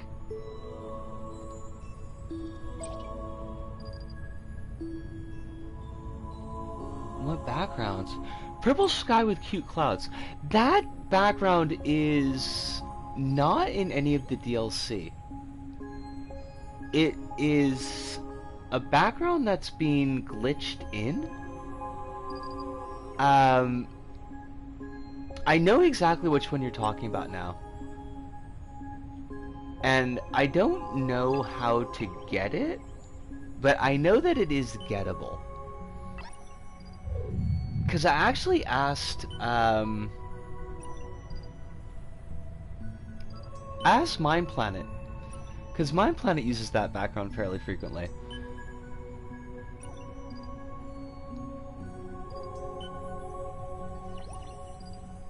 Abandoned by Disney? I mean, it's not a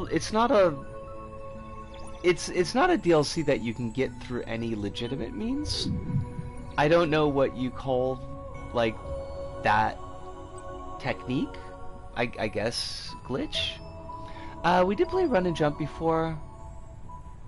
I thought it was okay. Oh my gosh, Aratiatia! I remember Aratiatia.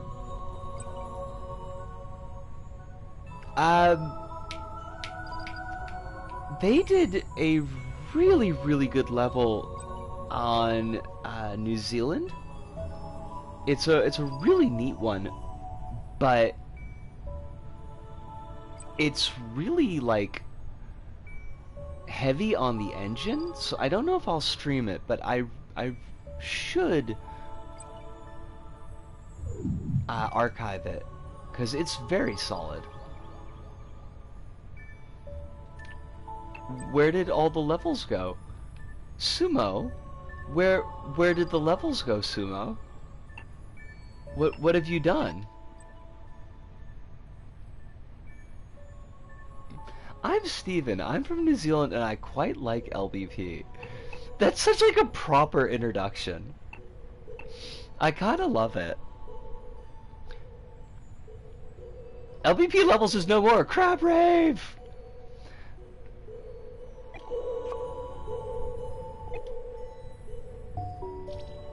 The servers are so trashy.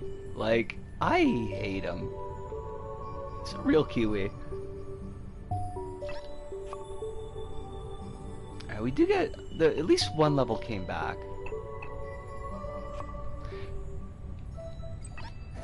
But yeah, Aditya did a really neat level on kind of like not historical points of New Zealand, but like different natural points of New Zealand.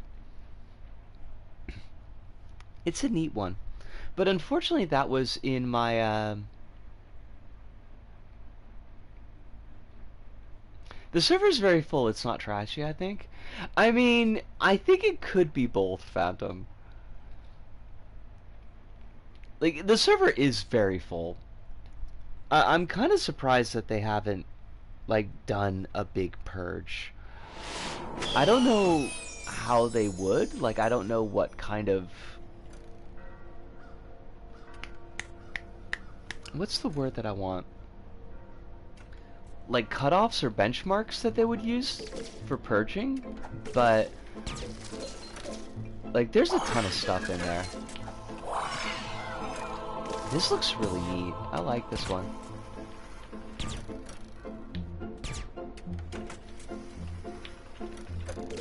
But the servers they've had problems forever. Like, I know that a lot of folks, myself included, sometimes, will be like, oh, the good old days of LBP2. And yeah, like, yeah.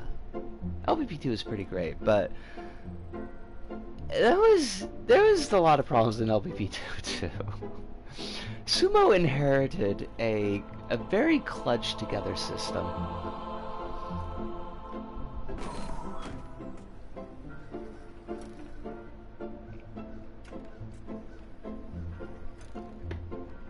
Wait, what? Kiwi birds don't look like kiwi fruit? What kind of kiwi fruit are you eating?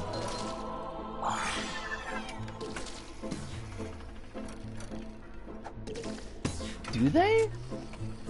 Is that what kiwi fruit look like?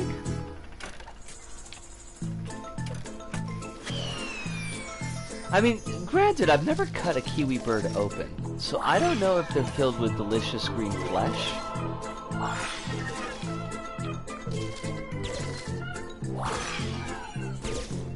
I think the only, like, kiwi birds that I've seen are from the cartoon Tasmania.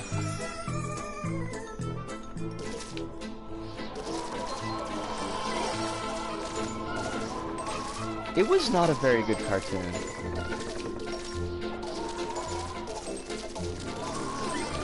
Oh, this is neat.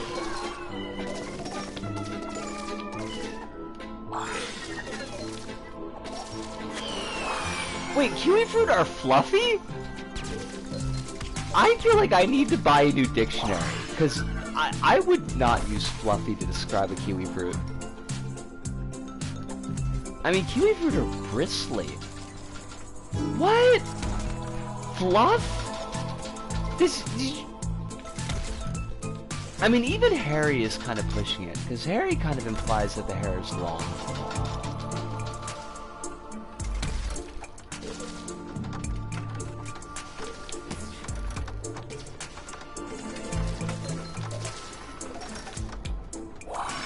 The birds are fluffy, okay.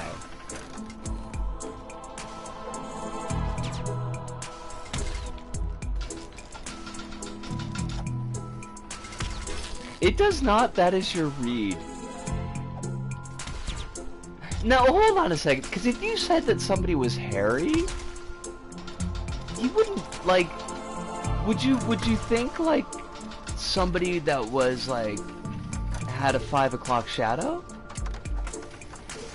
Because that doesn't seem right.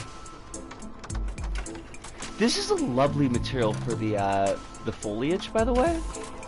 That's a really good choice. I don't feel like I see that material get used in that color very often.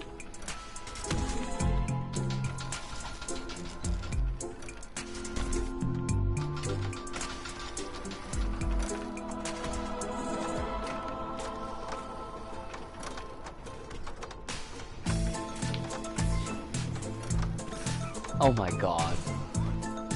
I am playing this level like butts. And not the good kind of butts, the bad kind of butts. The good kind of butts are conjunctions. When you say a fruit is hairy, do you picture... I wouldn't say that a fruit is hairy. Like, I think that's the fundamental difference here.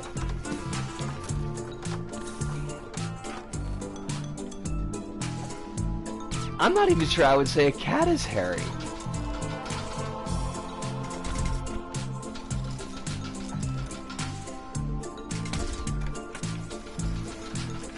We've got a perfectly cromulent word, and it's furry.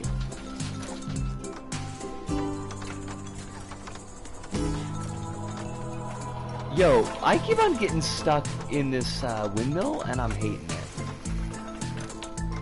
I know that's my fault, but...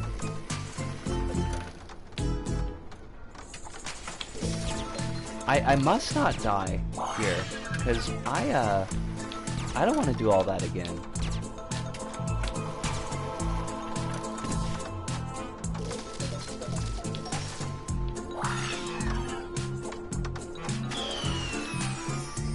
Lovely checkpoints, by the way.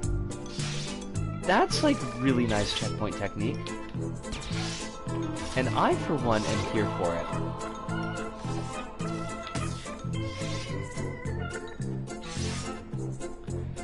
According to the Cambridge Dictionary, fur is the thick hair that covers the body of some animals or the hair-covered skins of animals removed from their bodies. Yes. I'm not sure how this obviates my point. In fact, I think this supports my point. Yo, but they strictly called it fur. The dictionary definition of fur... Like, I feel like that's kind of a weird flex. Holly, thank you so much for dropping by tonight. I hope that you sleep very well. I'm really glad that you got to hear my good news. And I will keep you informed. I will keep everybody informed because I can't keep a freaking secret. But yes. By weird flex, I think you need a stretch. I mean, I think that you're correct. I think that that is exactly what I mean. In this case, stretch is the better word. If we're being pedantic about word choice. My previous comment is a question when you got time. Let me actually see what it is, because I missed it.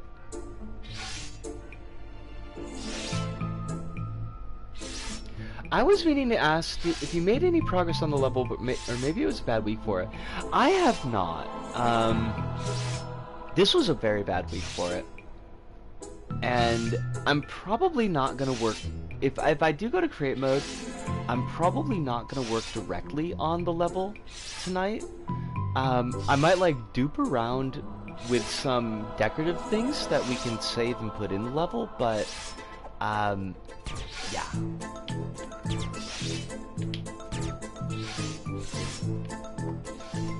It's not gonna be like so long a pause as to even be a hiatus, but I kind of needed to not think about it for a bit.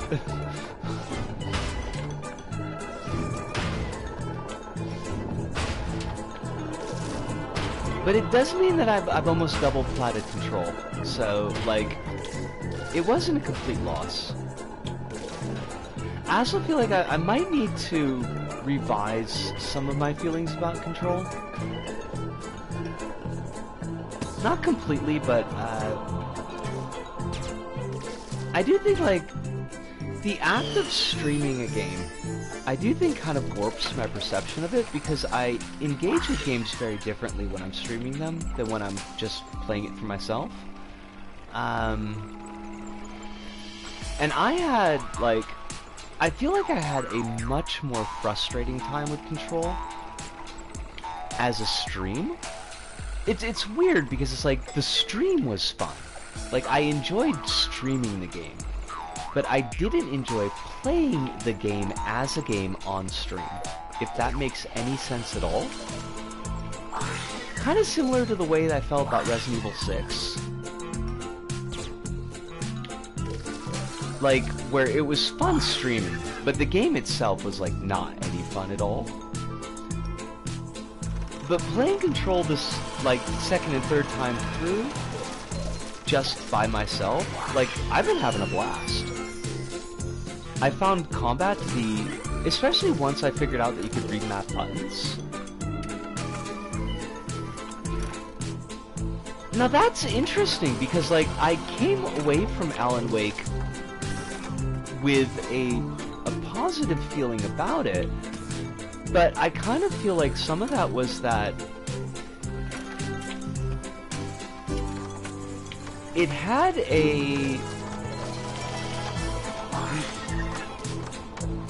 I feel like the lack of complexity in Alan Wake made it a really good stream game because it wasn't taking up too much of my mental processing space. So, like, I could engage with the game and feel like I wasn't fighting against the game, and also engage with y'all in chat.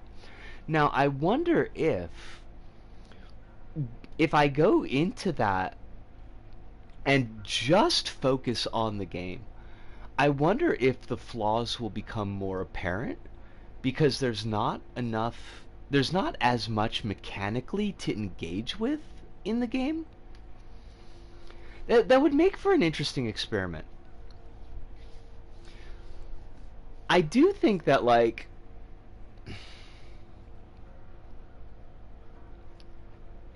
I really don't like Alan Wake as a character.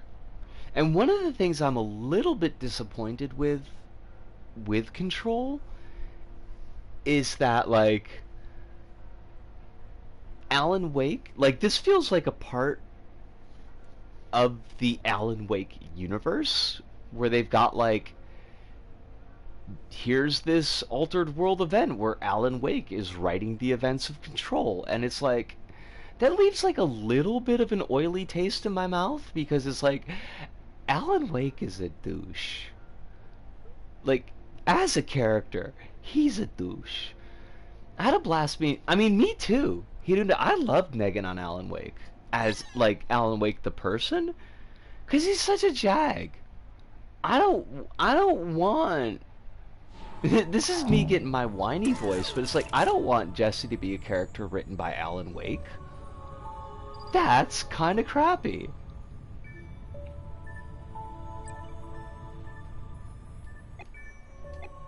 Alright, now we are past the 2-hour point, so I do want to take a short break. I want to get a little bit of water down my throat, because my tongue is doing that like you really should have some more water right now. So I'm going to have my stretch. I always like seeing multiple IPs in the same universe, even if the series are bad.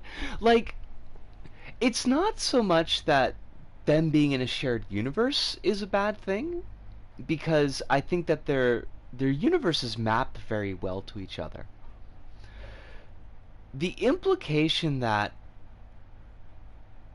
all of this is written by Alan Wake cheeses me off.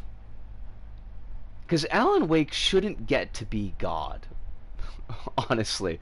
While we wait, we hydrate. Yes, we should all hydrate right now. I think that would be a great idea. So I'm going to be doing that. I'm going to be gone for about 5 minutes or so. I will come back, leave the chat in some very capable hands. But we'll be back in 5.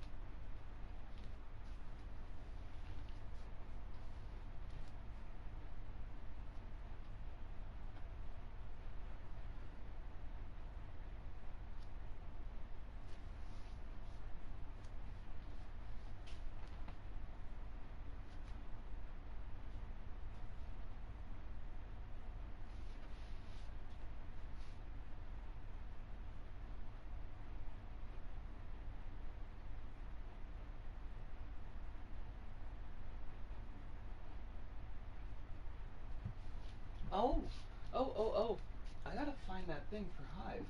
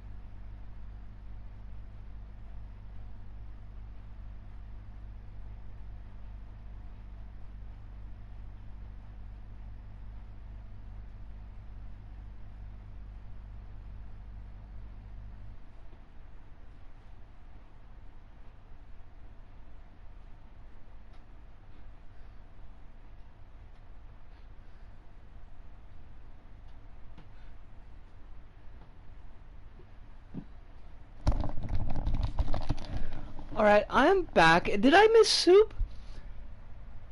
Which sounds like I missed a course and a meal. Um, Soup, if you're still here, thank you so much for dropping by, even if it was for a little bit. If you're not here but you're watching this on on VOD, it's always a pleasure having you here. And I hope that you have a wonderful evening or day, whatever time it is when you are watching this. Also, Mind Planet, lovely to see you. As always, I hope that you are doing extremely well. I just had to burp. I know I only kind of just got here, but I haven't been getting as much sleep as I should, so I should try to get an early night. Lovely. So I always hang out with y'all. I like Soup. I like all y'all, but I think Soup's a pretty good addition to this community. So that is good. Hive, that thing that happened at work today, I would be furious, which is why I could not do your job because I would explode. You made him. It's still really silly. Silly. It's a silly level. Um, is that the 8 hour level? Because I did see the 8 hour level show up. I do want to put something in chat for Hive, but for anybody. But I think Hive in particular would appreciate this one because Hive knows who Cat and Girl is. But everybody should check out this fan art because it is amazing. It does have some spoilers for Spider-Verse, but since we were just talking about Spider-Verse, I think it's pretty okay. By the way, for Voltaic, I changed the checkpoint placement as well as sweeping mines that are far enough behind. That's probably a pretty good thing. Oh, shoot! Oh, fudge! Oh, God! Ah! Adam's family friendly. Ah! I hate it. I'm so sorry. Ope, ope, ope, ope, ope. Off to the guillotine. I should go to the guillotine.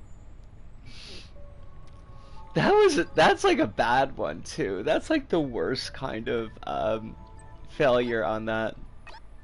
What do I want to do? I just want to dupe around a little bit.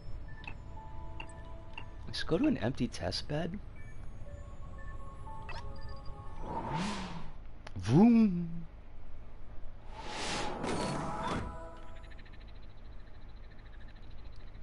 At least it wasn't one of the other bad words. What other bad word would I say? Not that there aren't other badder words than that, because I don't think that word is particularly bad, but I don't know that kids should be saying it. What other words would I say that would be worse than that?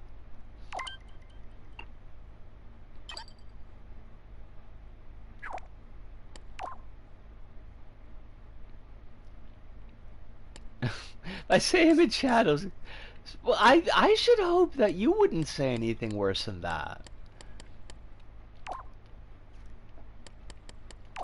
Yo? I happen to think that you're good people. You don't want me to think that you're not good people. What am I doing? Why did we come into create? I'm not the kind of person to say those words. I didn't think you were. The Australian word. What, the big C? Tax evasion. Ooh. That could be a great word if Trump gets caught for it. I don't think they're gonna put the man in jail, but I think it would be pretty darn funny if they did. What am I doing? I'm just gonna make some stuff.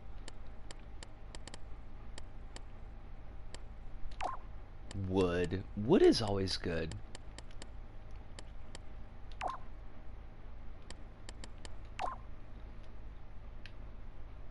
It was somewhat refreshing to refreshing popping back into create mode, even if it was to make small edits.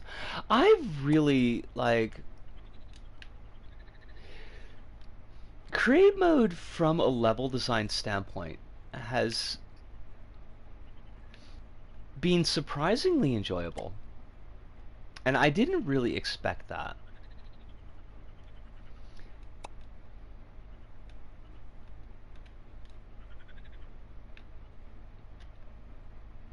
I could also spend 8 hours doing literally nothing with my newish level. I could do that. I'm like super not gonna, but I could. It is a thing that could happen. I think it would be an interesting idea.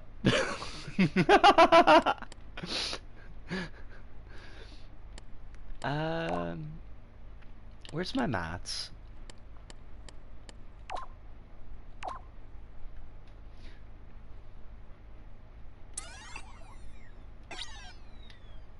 None of this is gridded.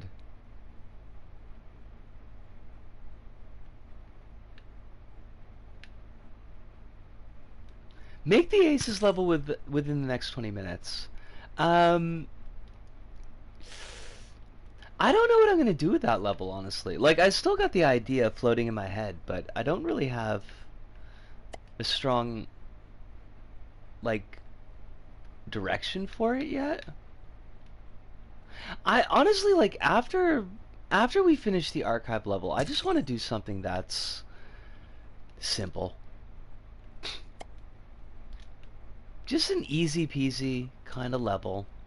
Uh, just no real fluff for decoration, just like straight up gameplay. Simple mechanicals, not a lot of logic. I want to make a level that celebrates my legacy on Little Big Planet. So, are you going to do like a No More Jumps 5?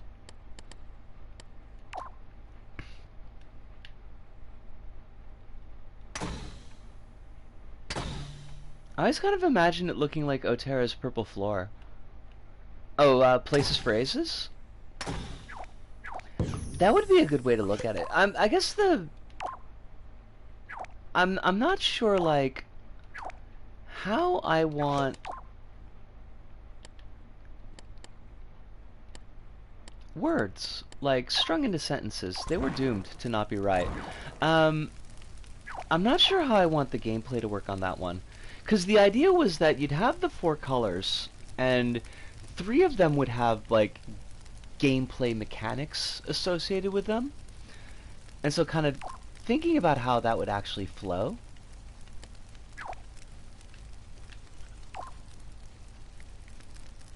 No More Jumps 43, TV Bot's Revenge. I mean, it could work.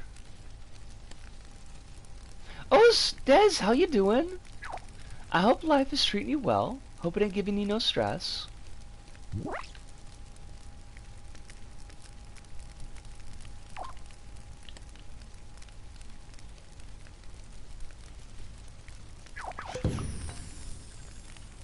Excuse me? Why did these not connect to the glass?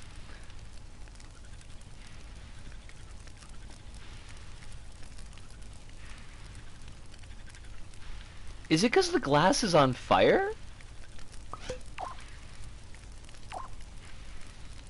I didn't know that was a thing that could happen.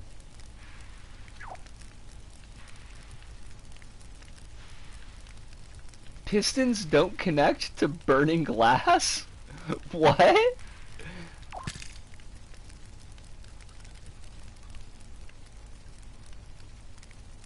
Yeah, that's a good point. But this glass isn't falling either.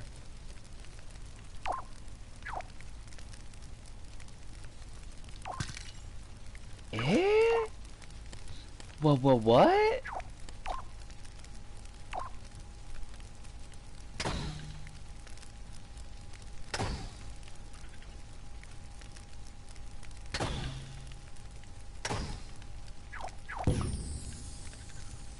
We gotta make a list of real obscure LBP bugs. Well, now they're moving. I don't know what happened before.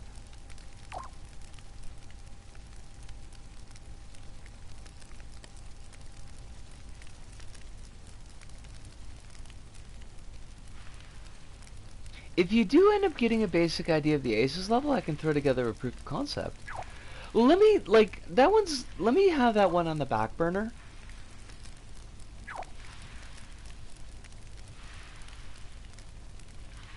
Anything that you touch with your poppet stays static until you close your poppet.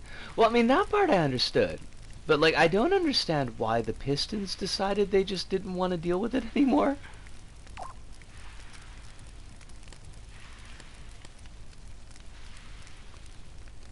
The big Console Wars battlefield this year. Why do we have a battlefield for Console Wars? I mean, of course we do. Why wouldn't we?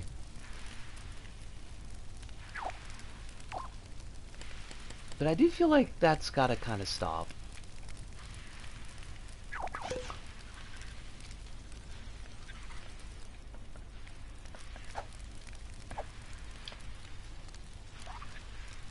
There's only one console where I care about, and that's Neptunia. I never ended up playing Neptunia because I don't think there was a I don't think there was any localization on it. Oh, Bandit, how you doing? Lovely to see you as always. Hope life is being kind to you, and if it's not, I'll punch it in the nose.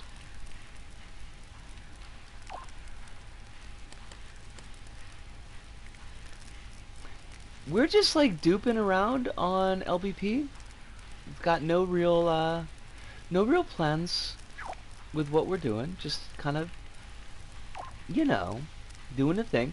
Oh, so I was telling folks. I think you will appreciate this. Not that other folks didn't appreciate this. Everybody appreciated this, but I think that you will appreciate this definitely. I made a call to a clinic this evening to set up an appointment on Sunday to start seriously talking about getting on the girl juice. And we are extremely excited about, well, okay, we're excited about that. I've got kind of a low stock of emotional energy, so I can't feel extremely excited. But that also means that I can't feel, like, extremely terrified, because I do also feel a little bit terrified. But yeah, that was my big news for tonight. Hell yeah, estrogen. Honestly though, I gotta get going on this. Let me get some of that stuff.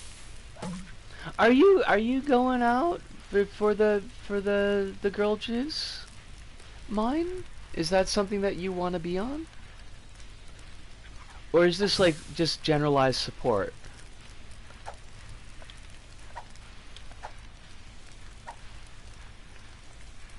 Cause last both? Okay.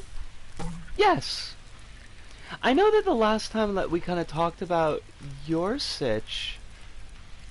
Okay, give me 2 seconds. I want to check my mental index cards.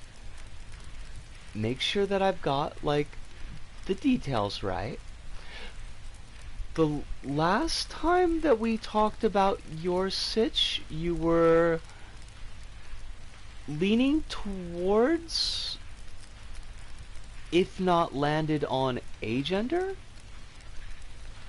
which doesn't preclude being on HRT, but I just kind of want to make sure I've got my details sitting on the right people.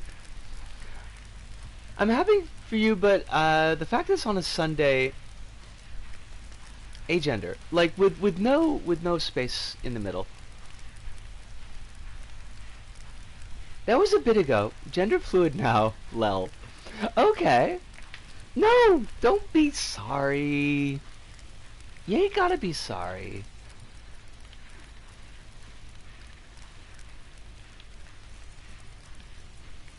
But I am updating the mental index card now. As to your question, Bandit, honestly, yeah. Like, cause a lot of clinics even here do close on Sunday, but apparently this one is open. I mean, not apparently, it's like definitely open because I've definitely made the appointment. And they did say Nichiobi, so it is Sunday, but yes, I've heard pretty good things about this clinic. They do specifically work with trans folks. That's like a part of their whatchamacallit messaging. Twitter's been awful lately. I refuse to call it X. I wouldn't call it X either. And by I wouldn't call it X, I mean I don't call it X.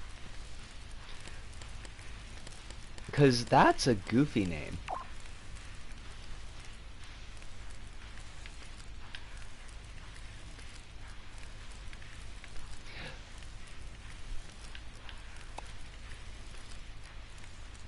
But the clinic has like, I mean, I like X as in the drug. I think that's pretty great, and more people should have access to it. Because it's probably one of the friendlier ones that you could get. But,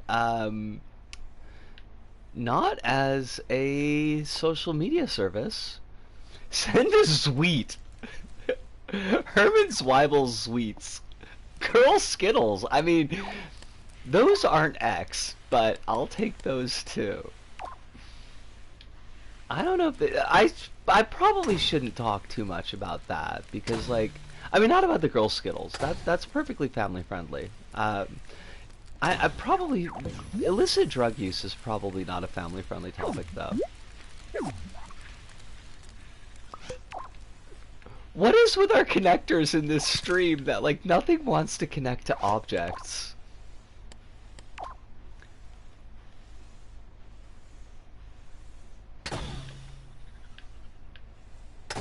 Why? Like, I don't get why he made that choice. You typically want to turn off grid for connectors. Well, fancy that. I didn't know that. That seems wild.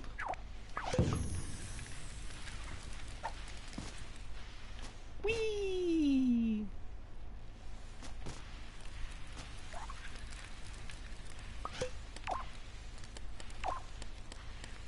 Why am I using glass? Now it looks like a dodgy gentleman's club icon. I hate that. I hate everything about that. That is ugly as heck. Elon has tried to name 4 things X before. Right, because I was gonna say, like, don't forget his kid.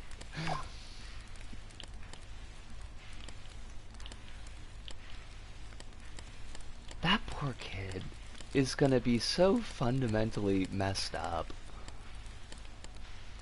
Gonna need just, like, decades of therapy.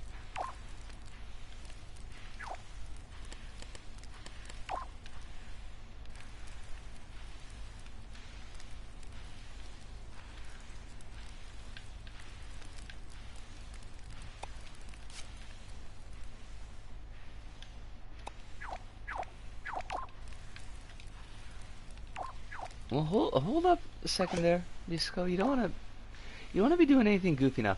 Hedon says, heading off to bed. It's getting late on my end. Hedon, thank you so much for dropping by tonight. It is always lovely to have you here, and I wish you the best of luck with Arthur Miller. I know that you got this. You're gonna knock him dead. All the Millerites are gonna be like, gosh, that Hirunda's really got it. Super got it. Elon Musk naming his kid worse than a preteen naming their edgy OC. I mean, there's like LBP accounts that have got better names than that.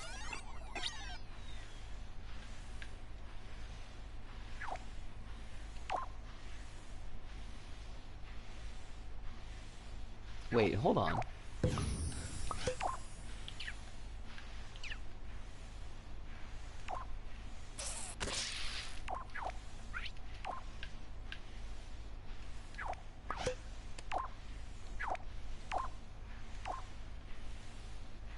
Oh, by all means, please,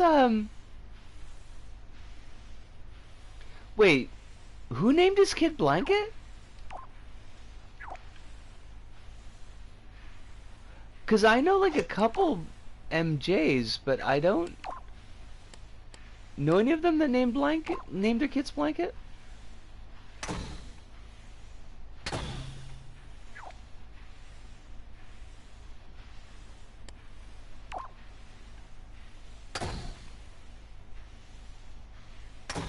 I'm gonna name my son Mayonnaise. Michael Jackson named his kid Blanket. That's a choice. That's definitely a choice.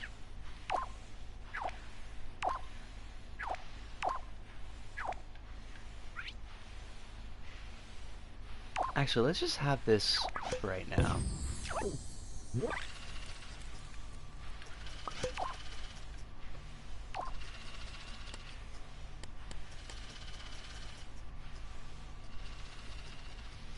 You said you didn't watch it, so I guess I'll start from the top. Ratatan is the spiritual successor to Patapon, backed by the original devs. I thought that the art style looked familiar.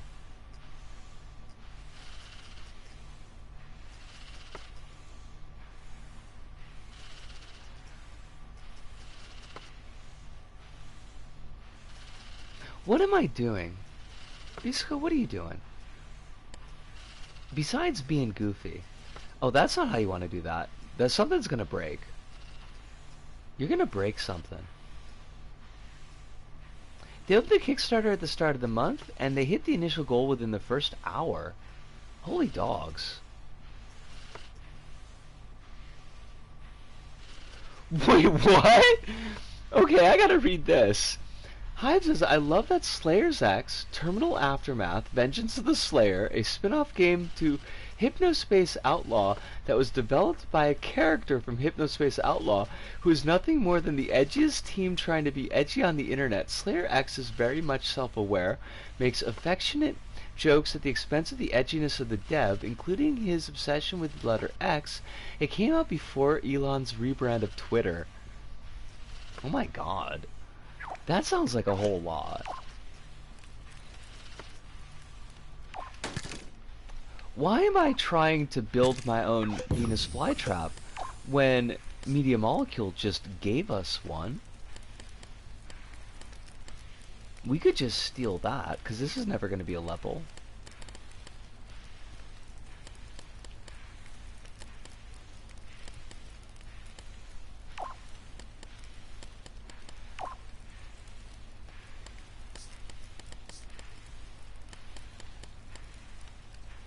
I could do something with that meat cleaver. I could definitely do something with that meat cleaver.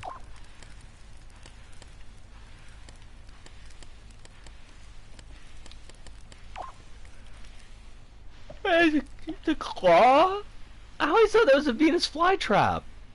Yo! Ratana's looking super cool. And a DM you one of the character designs. Please do. I would be quite interested in seeing that.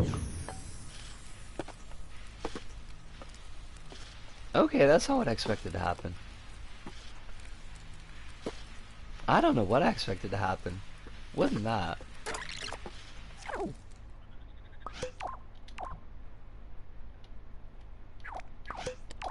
I need you to be on a piston.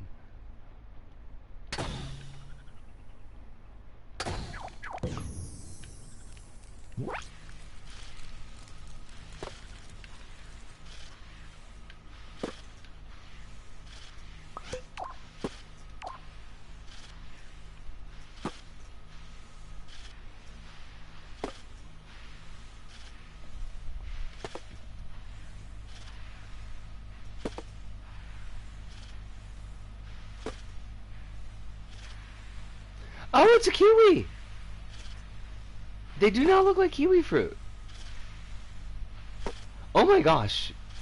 Neon Dora is amazing looking. I am here for this vaguely terrifying cat.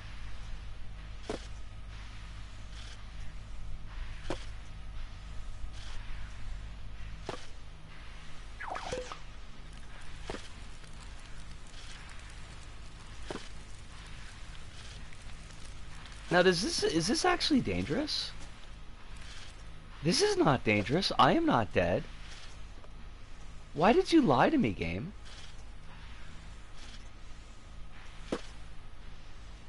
The game is a lying liar that lies. That's kind of messed up.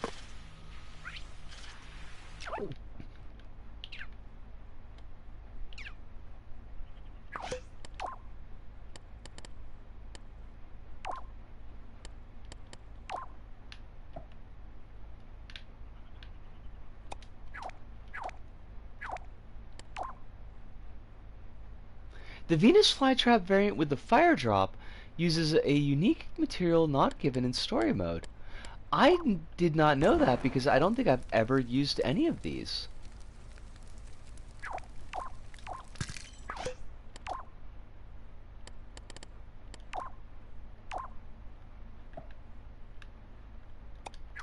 Our Venus flytrap has just got bad breath.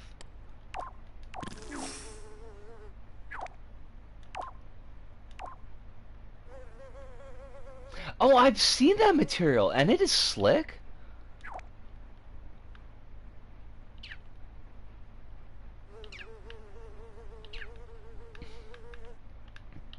That Saclantis level that I looked at, I think a couple weeks ago. Oh gosh, no, it's like already 3 weeks ago, wasn't it? That one used that material.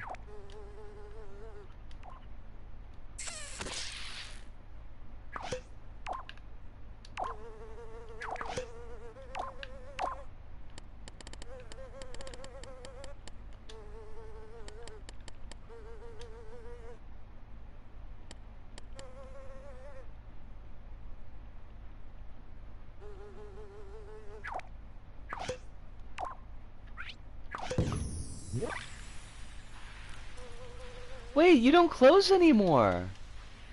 What happened? Weak? Do you close now? Frickin' advanced glue. It's always about the advanced glue with this game. I don't know why you gotta be all weird about your glue, game. Like you're some kind of glue freak.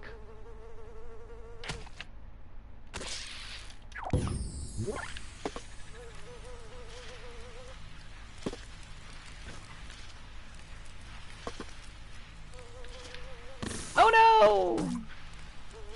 That was definitely a very delayed response. What am I doing? Risco, what are you doing? What is your malfunction? Oh my gosh, I could make like little... I could make little robot-y things.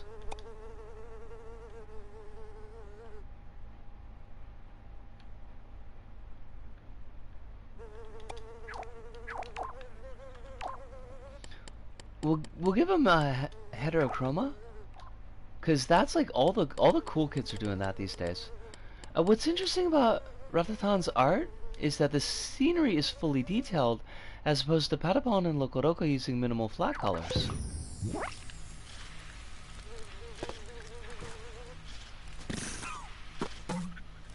That's nifty. I wonder if it's that they have less of like fewer hardware limitations.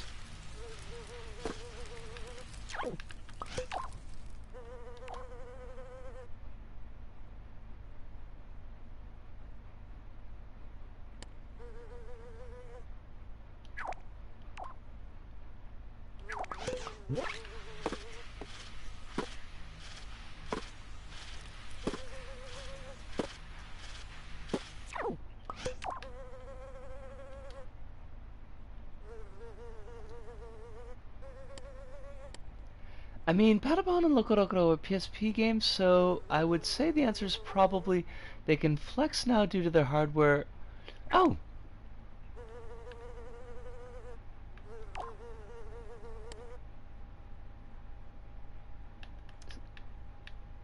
So I was maybe, possibly, kind of right.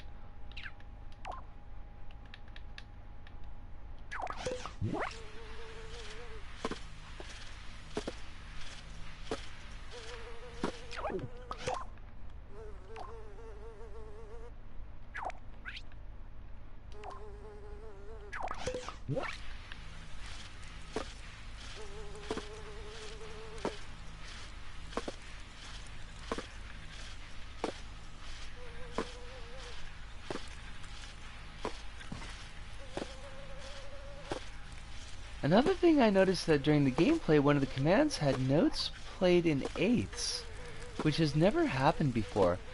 Notes played in eighths? I don't know if I quite understand the significance of that.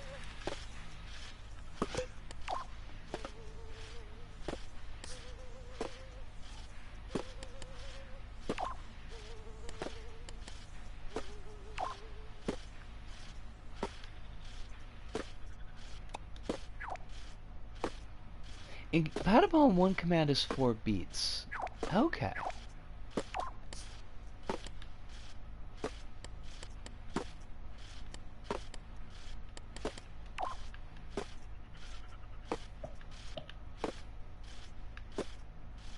Isco, what are you doing?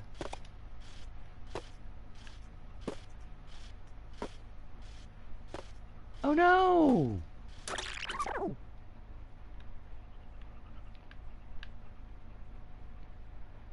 Eighth notes mean that there can be beats played within those gaps. Okay. It's like a mix of watercolor textures for environmental features, the flat colors for units, and cel-shaded 3D. Oh, they got cel shading. Oh. Oh. That's some kind of catnip. For me.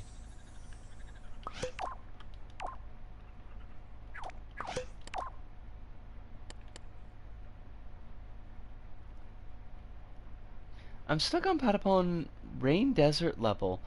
Remastered version isn't great on modern TVs. It's input lag. That's kind of sucky.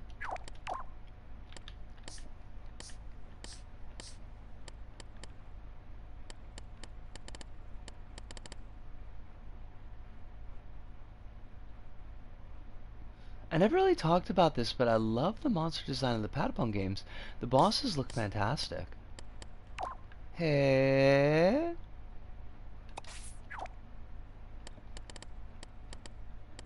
I should do a quick Google search and peep that.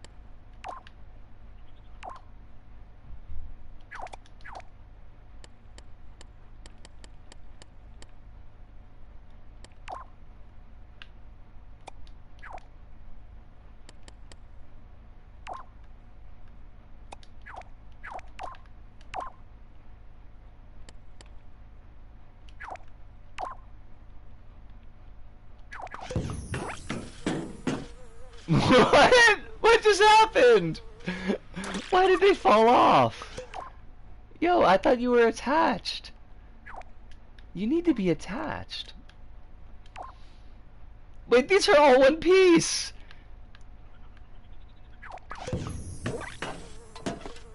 That's not supposed to happen. Oh my god. I am so disappointed. I was gonna make a weird, goofy death thing. I don't know either. It's kind of amazing though. Yo, Mind Planet! Mind Planet, what is this?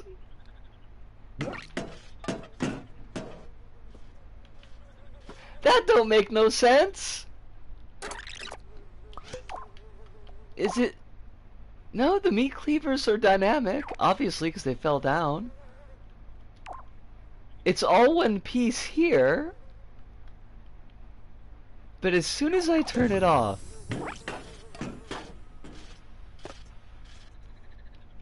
This is amazing. It's actually fallen through the floor. To any of you kids watching at home, I guess we got like a new bug that you can glitchify and do fun things with.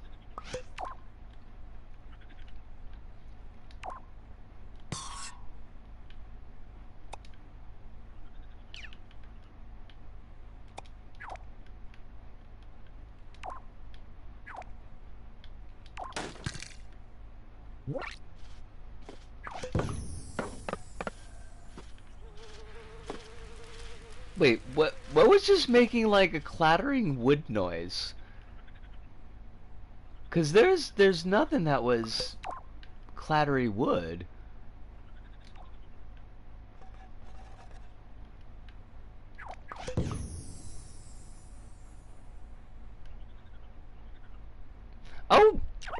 congratulations. I hope that the podcast goes excellently for you.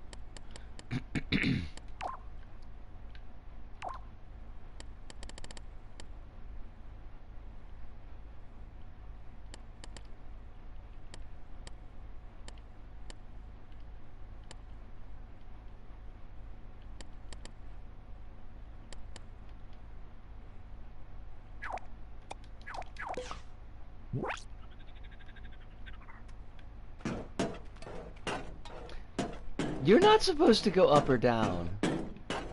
What is your problem?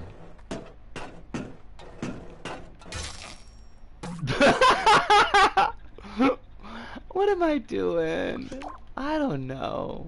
I'm just being goofy. But I have a solution. I have several solutions. I got solutions that nobody even thought of before, which is to say that everybody's thought of before, but that's okay. It's okay. You're gonna feast your peepers on this.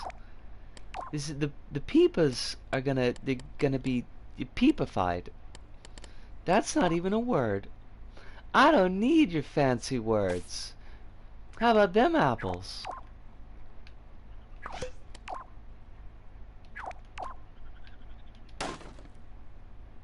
Excuse me? Sir, sir, sir, sir. Where you going? Where you going? That knife, just decided that it was gonna just go someplace. Just have fun. Live its best life. And you know, we support that. Knife, you can live your best life.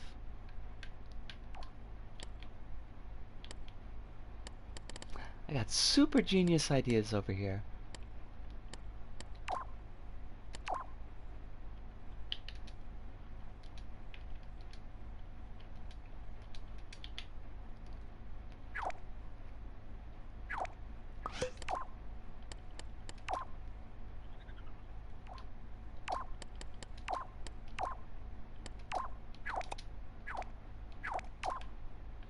Then we're going to pop this over here, put it on you, and you're going to be just follow the sack thing character, but you are not going to be allowed to go up and down.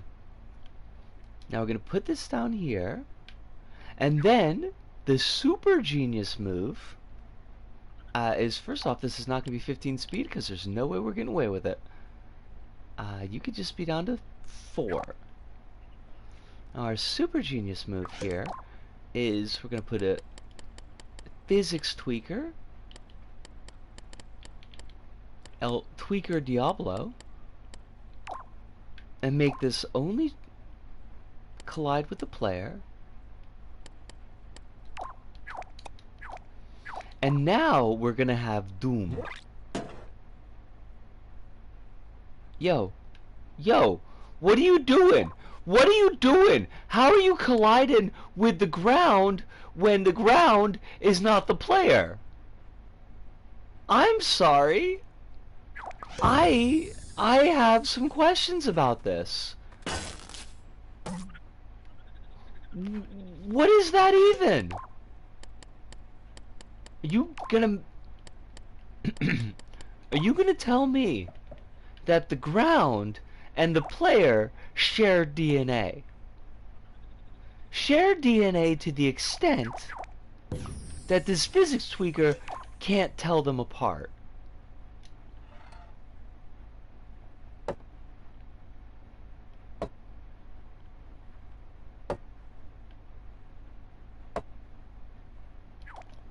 What the hell? What the hell? Sack things are not made out of wood. I'm sorry. What is your problem? Okay, I get it. I see. We just got to do this in the opposite direction. Don't worry, I'm a genius.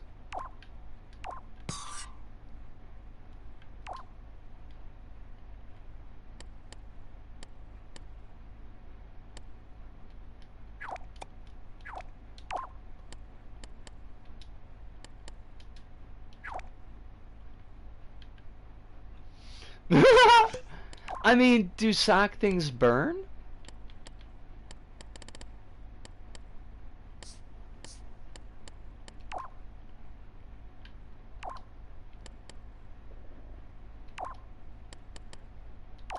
Oh, fudge! Well, let me just see if we get these knives to work. And then we're gonna put the wrap up. That's a purple.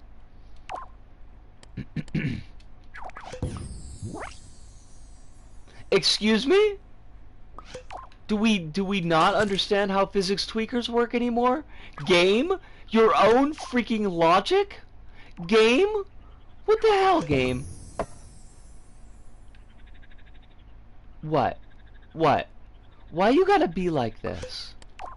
Why you gotta be... I like that knife, and you're not gonna let me use it. Well, what if I use this knife? Game. Yeah?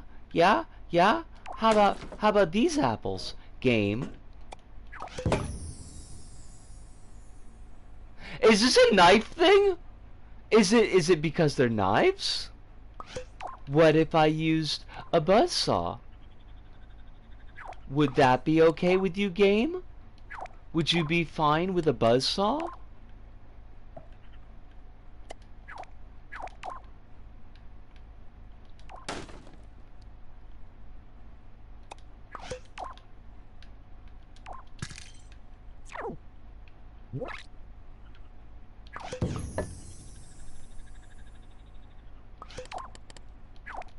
You have failed me, meat cleaver, for the last time.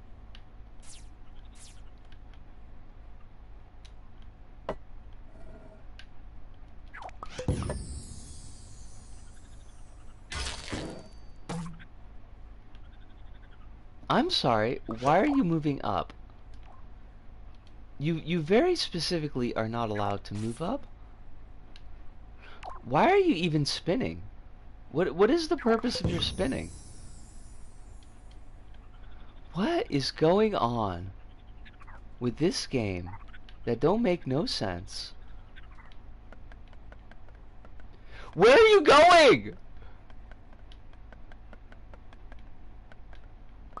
Oh, okay. Okay. I know what a problem is. I got this. We're all good. There. See? Easy peasy, 1, 2, 3-zy. Nothing about no lemon squeezies.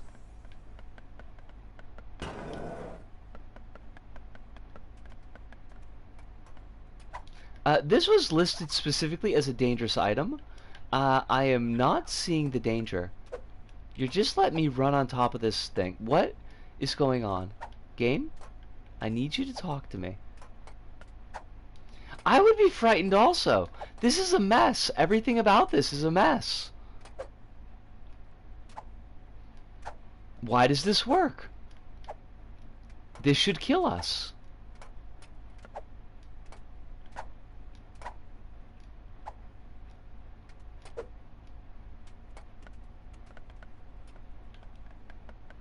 Okay, but we are at the 3-hour point, as Kronos has so helpfully pointed out. Wackiness. This stream was wacky in all the good ways.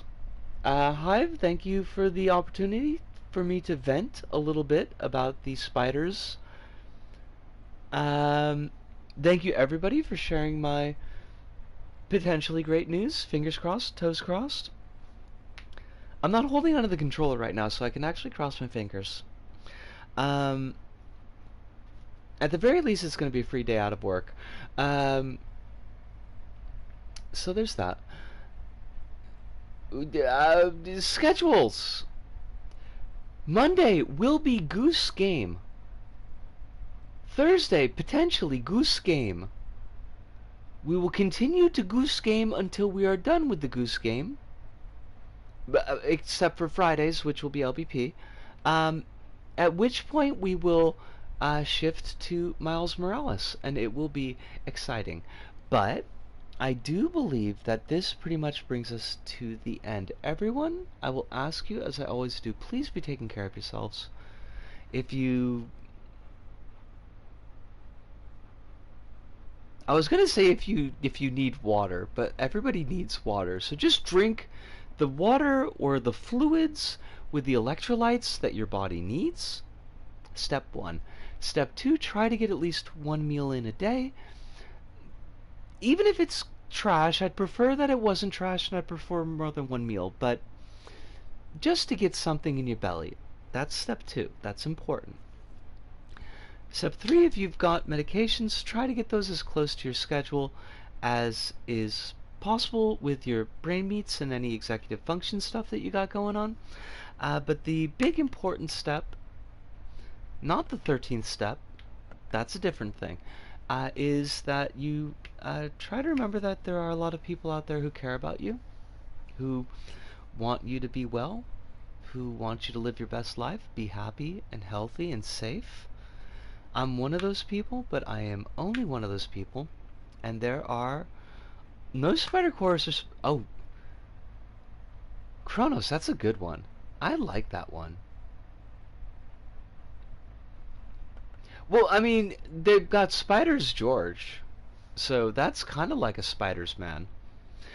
But, but, that does pretty much do it for me here at this Go About. So, from me, Risco, here in Tokyo, to all of you out there, wherever you may happen to be, thank you, arigato, arigato, sayonara, see you, and ciao.